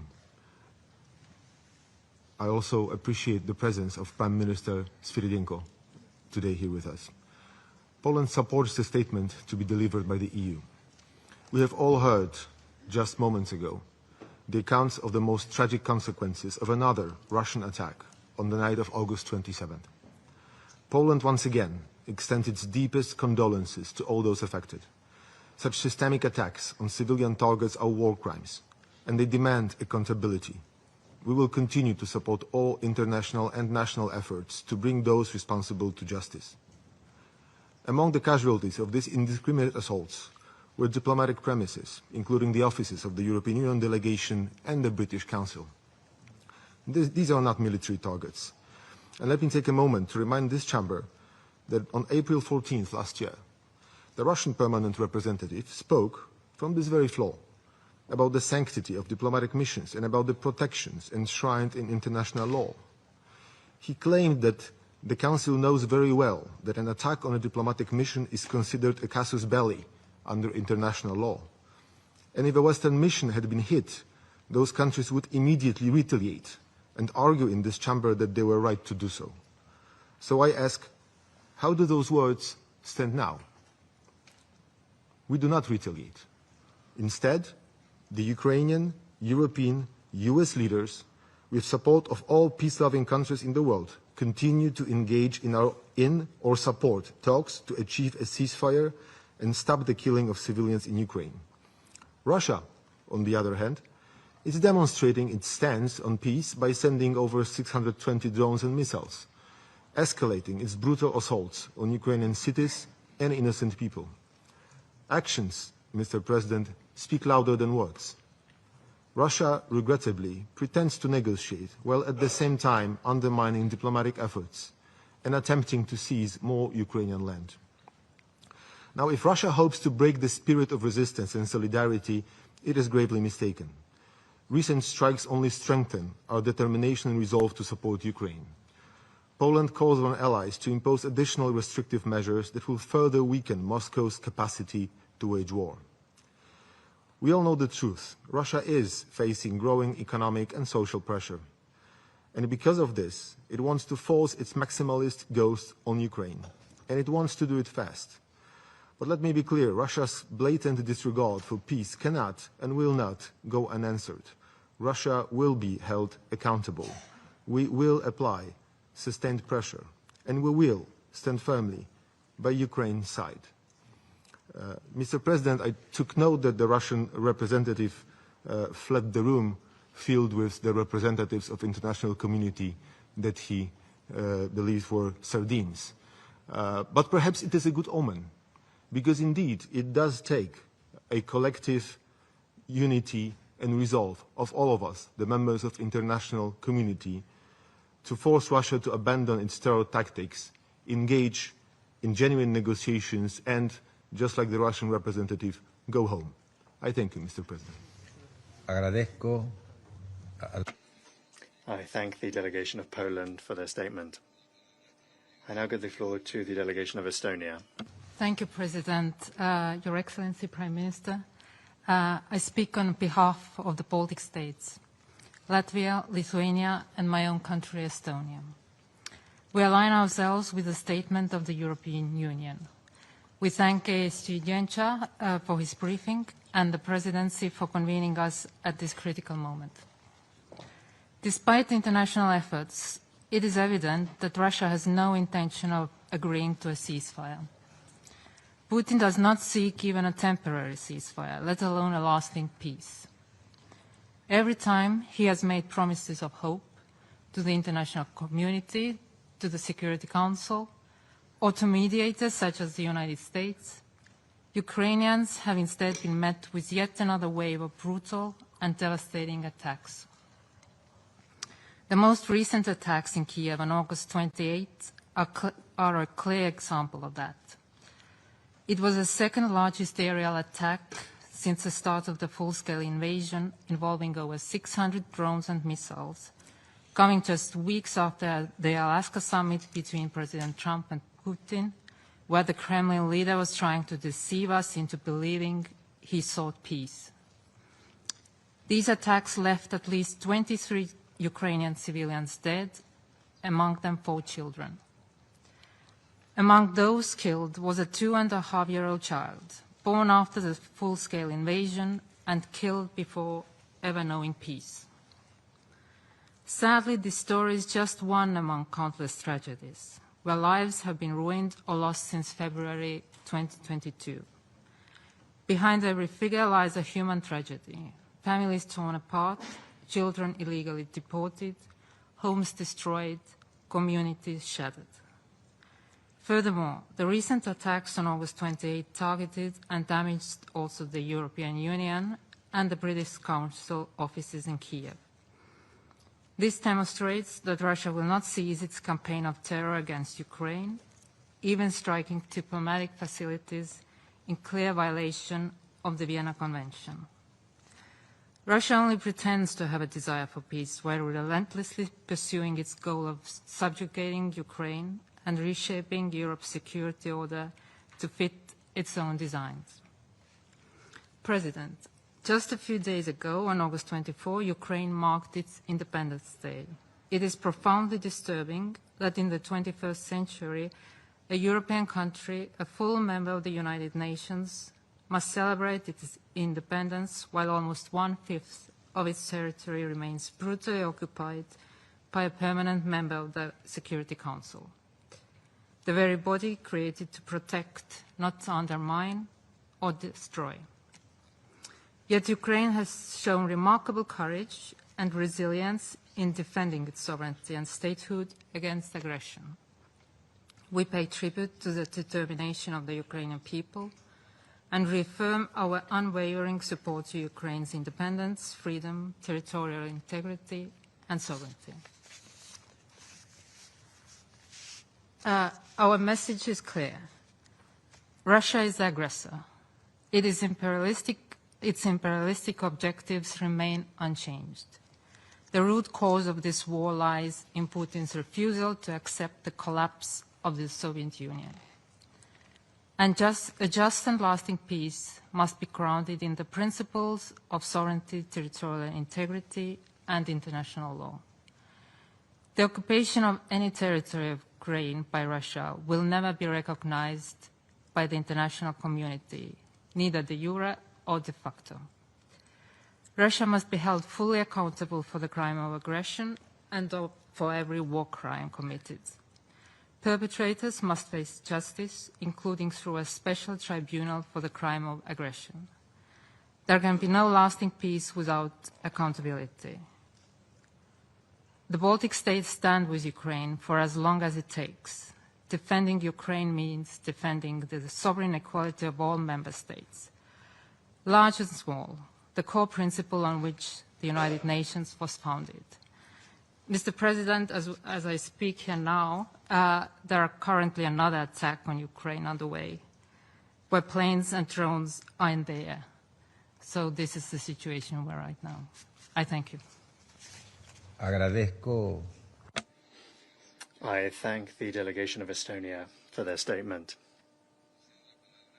I give the floor to the delegation of Norway. Mr. President, I have the honor to speak on behalf of the 5 Nordic countries, Denmark, Finland, Iceland, Sweden, and my own country, Norway. Thank you, President, for convening this emergency meeting.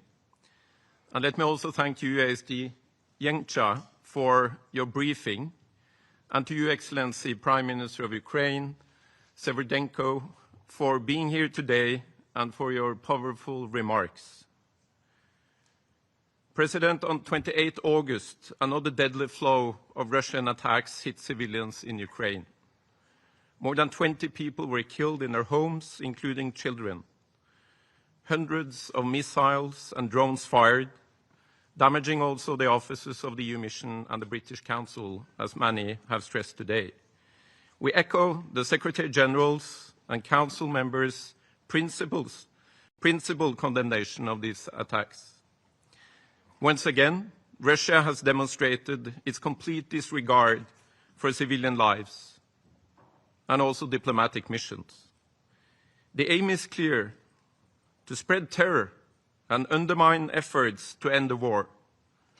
Our response is even stronger support for Ukraine.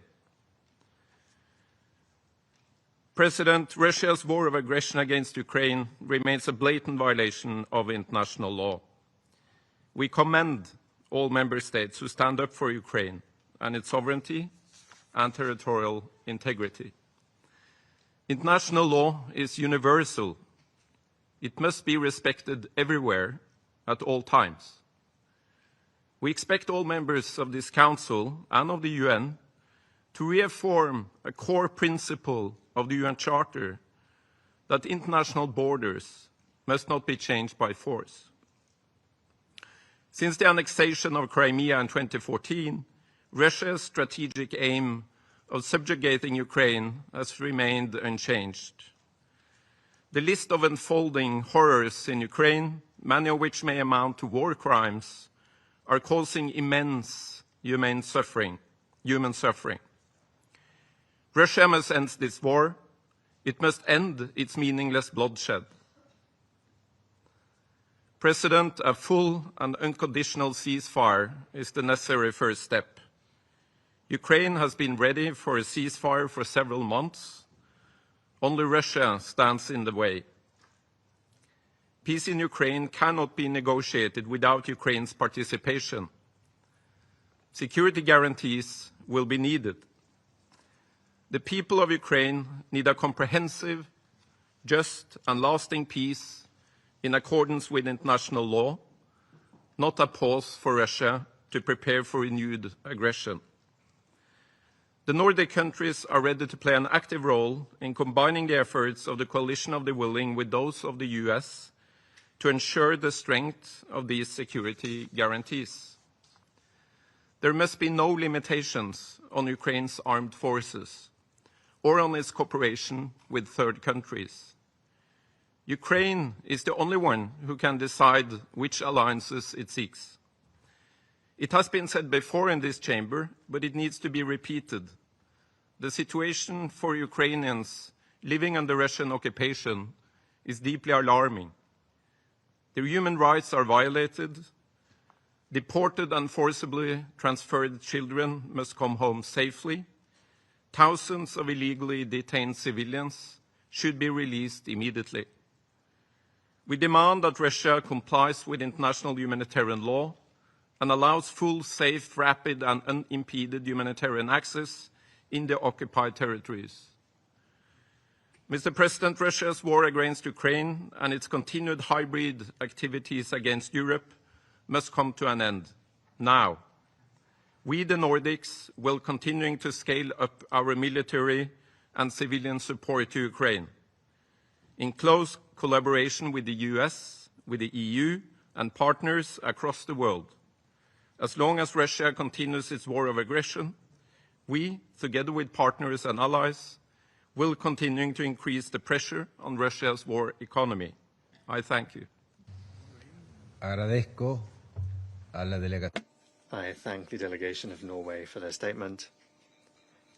I give the floor to the delegation of Germany.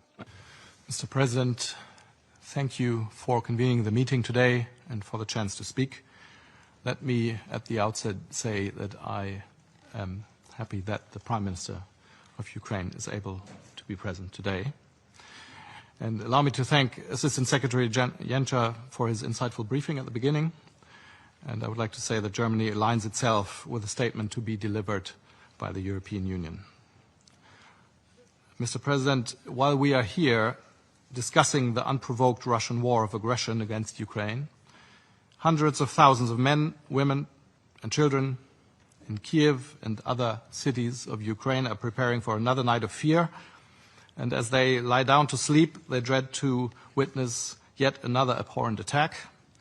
An attack such as the one 2 days ago, where, as the Prime Minister said, 25 people lost their lives, including 4 children, in this brutal Russian airstrike. This is an illegal attack, and it's a discriminatory attack which we utterly condemn. And I would like to join many others around the table in extending my condolences to you, Prime Minister, to your country, and especially to the families of the victims. Of course, just as many others, we were shocked to learn also that the building of the EU delegation and the British Council suffered serious damages, and of course that a security guard of the British Council was injured and hospitalized through this attack. 2 facts remain evident after these attacks. First of all, that Russia has demonstrated again its blatant disregard of the most basic norms of international law and international humanitarian law. And secondly, that the Ukrainian people continue to show admirable resilience and determination in defending their country and their sovereignty.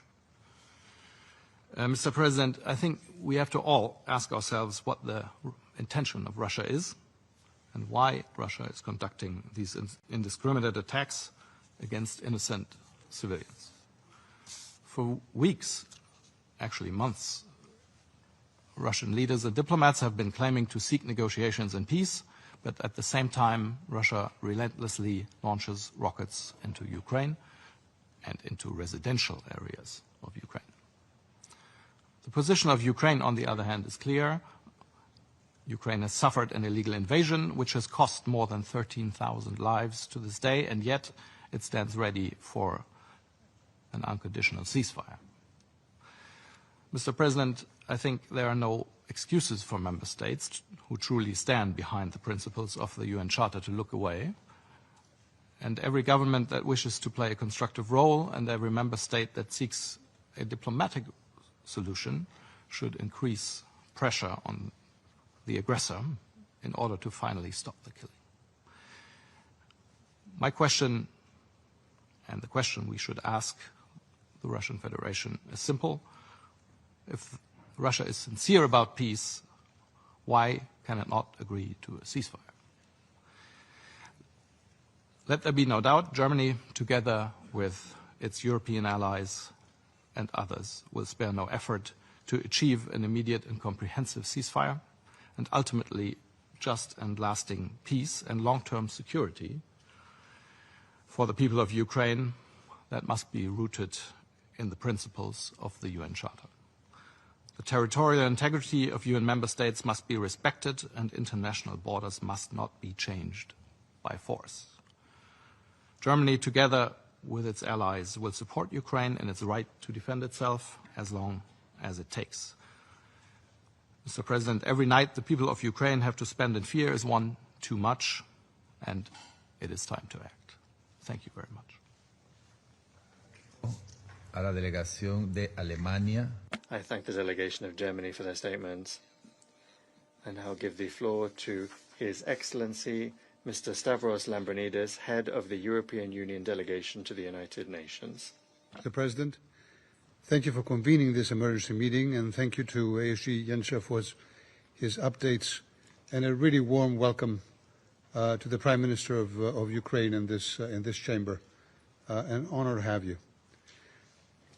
Colleagues, as high-level talks for peace are ongoing, as European leaders work with Ukraine and our allies to stop the killing, as we are hopefully reaching, finally, a moment of truth for peace in Ukraine, Russia has once again shown its true intentions with another massive and brutal overnight attack against Ukrainian cities and civilians. Ordinary civilians, including children as young as 2 years old, have paid the ultimate price for Russia's unprovoked, unjustified, and illegal aggression. Without the effective intervention of Ukrainian air defenses, who reportedly destroyed 589 out of 629 Russian drones and missiles, the civilian toll would have undoubtedly been dramatically higher. I was shocked to learn that multiple Russian missiles also struck close to the EU delegation in Kiev, causing severe damage to our premises by the shock waves. Fortunately, none of our colleagues were injured, but a security guard of the British Consul was. I thank many of you in this room and outside for your statements of solidarity and concern, which I promise you I will convey to my colleagues in Kiev. We will, of course, not be intimidated. Such blatant violations of international law and the inviolability of diplomatic premises only strengthen our resolve to stand with Ukraine and to stand with the Ukrainian people. Colleagues, this latest Russian attacks are part of a broader plan. Over the past few months, Russia has intensified its attacks across Ukraine, targeting civilians and civilian infrastructure. Intentionally directing an attack against civilians or civilian objects is a war crime, in case anyone needs to be reminded of it. The increasingly tone-deaf and hypocritical statements the Russian Federation makes in this chamber simply underscore the cynical intentionality of their continued aggression against a sovereign country, a free country, and blatant violations of international law. Our objective, dear friends, remains clear. The European Union supports an immediate, full and unconditional ceasefire. We also welcome the efforts of the United States to seek an end to Russia's war of aggression and to stop the killing. As European Union, we contribute to these efforts in order to achieve a just and lasting peace and long-term security for Ukraine and for our continent. I urge all members of this Council to use their influence and maximize pressure on Russia now to accept an immediate ceasefire and to work towards a just and lasting peace in Ukraine. In addition, the European Union strongly condemns support by third countries and actors and entities therein, which enable Russia to sustain its war of aggression. We urge all countries to immediately cease any direct or indirect assistance to Russia in its war of aggression. Russia and its leadership must be held fully accountable for waging a war of aggression against Ukraine and for these other serious crimes under international law, as well as for the damage, the massive damage caused by its war. Colleagues, on the 21st of August, we celebrated Ukraine's Independence Day. We celebrated the exceptional resilience of Ukrainians and what they have demonstrated, the courage, the bravery in defending their right to exist as a country. Russia's continued aggression and neo-colonial actions remind us that independence and freedom can never be taken for granted. That is why the European Union will remain united in providing political, financial, economic, humanitarian, military, and diplomatic support to Ukraine as it exercises its inherent right of self-defense. Mr. President, in closing, we will continue to stand shoulder to shoulder with Ukraine in defense of the UN Charter and international law. I respectfully submit that this Council, without any wavering or any hesitation, do the same. At a time when Russia intensifies its killings and continues to pursue its illegal objectives instead of peace. Thank you. Agradezco. I thank His Excellency Mr. Lambrinidis for his statement. I now give the floor to the representative of Romania. Thank you, Mr. President, and thank you for allowing my delegation to take the floor this afternoon, the last day of your presidency, which you very steered very ably. The sense of urgency in asking to allow Romania to participate in this meeting is given by the latest massive and successive attacks undertaken by Russia against Ukraine in the last 48 hours, and even more than that. I want to thank AC1G for the briefing, but I want to acknowledge very importantly the key points that the Prime Minister Zvidenko made today. I also want to put on record, Mr. President, the regrettable nature of the comment made by a permanent member of Security Council disregarding the legitimate and genuine interest of the wider international community to a matter that is so relevant for the international peace and security. We do that now as we do on many other occasions and many other issues, and I think this is the message that is echoed from this chamber, that the international community, supporting the mission of the Security Council and enabling this council, this body, which created so many expectations around the world, to fulfill the ambitions and the goals of the UN Charter. And it's very much important to continue to respect each other and to continue exactly along a path of cooperation, understanding, with the principles of international law and the Charter at the core of our work. Now, the latest missiles attack on Kiev on 27th of August was followed less than 24 hours later by a drone attack on a Ukrainian ship on the Danube Delta near the Romanian border and near the Black Sea. We are waiting for further details about the impact of the attacks, but the civilian lives of those living nearby the Danube River were irresponsibly put at risk. In this context, I would like to put on record our strong condemnation of Russia's continuous and indiscriminate attacks affecting the sovereignty of Ukraine in the immediate vicinity of Romania. We emphasize the responsible nature of these attacks and their serious implications for national security. We are appalled by the frequent and large missiles and drone attacks on Kiev, targeting civilians, civilian infrastructure, and again, diplomatic compounds. And we stand in solidarity with our partner countries, with Ukraine, and we continue to support Ukraine as long as it takes to reject this blatant aggression. The latest attacks launched by Russia in the last 48 hours confirm Moscow's pattern of aggression against Ukraine on land or by sea and river. The war triggered by Russia affects maritime security on the Black Sea and the commercial shipping both regionally and globally. And these continuous attacks are not the path to peace. And we need peace. In February 2025, this year, the General Assembly and the Security Council agreed on that. We need a comprehensive, just, and lasting peace in Ukraine that puts at its core the principles of the UN Charter and international law. And we also need an immediate, full, and unconditional ceasefire. Just like other speakers previously, Romania welcomes the efforts undertaken by the United States to put an end to Russia's war of aggression and to save lives.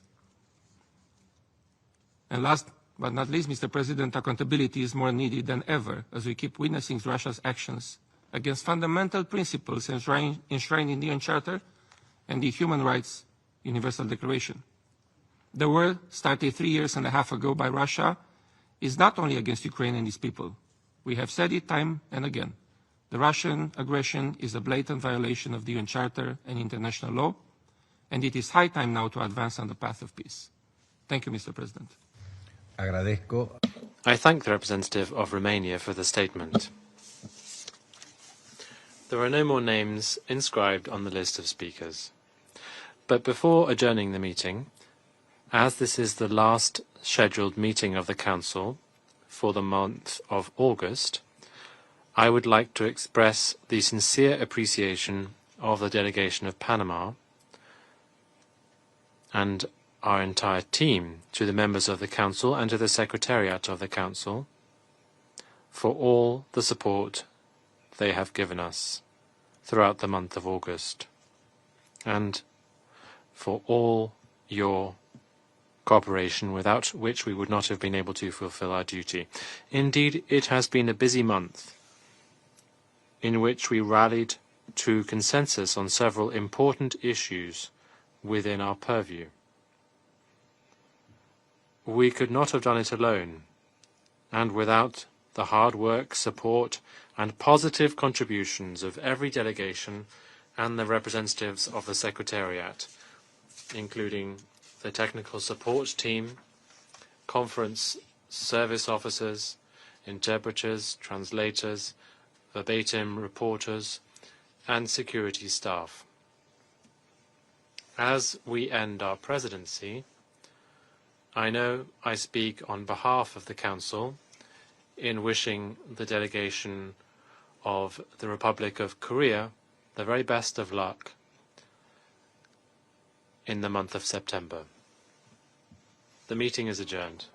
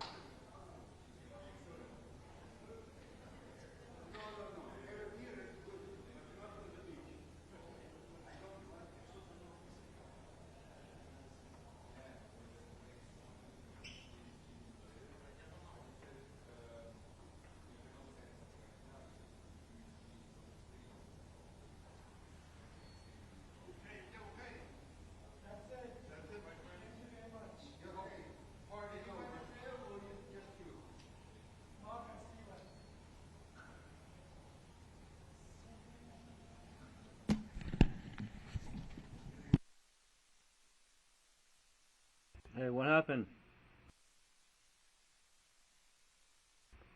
Stakeout headset?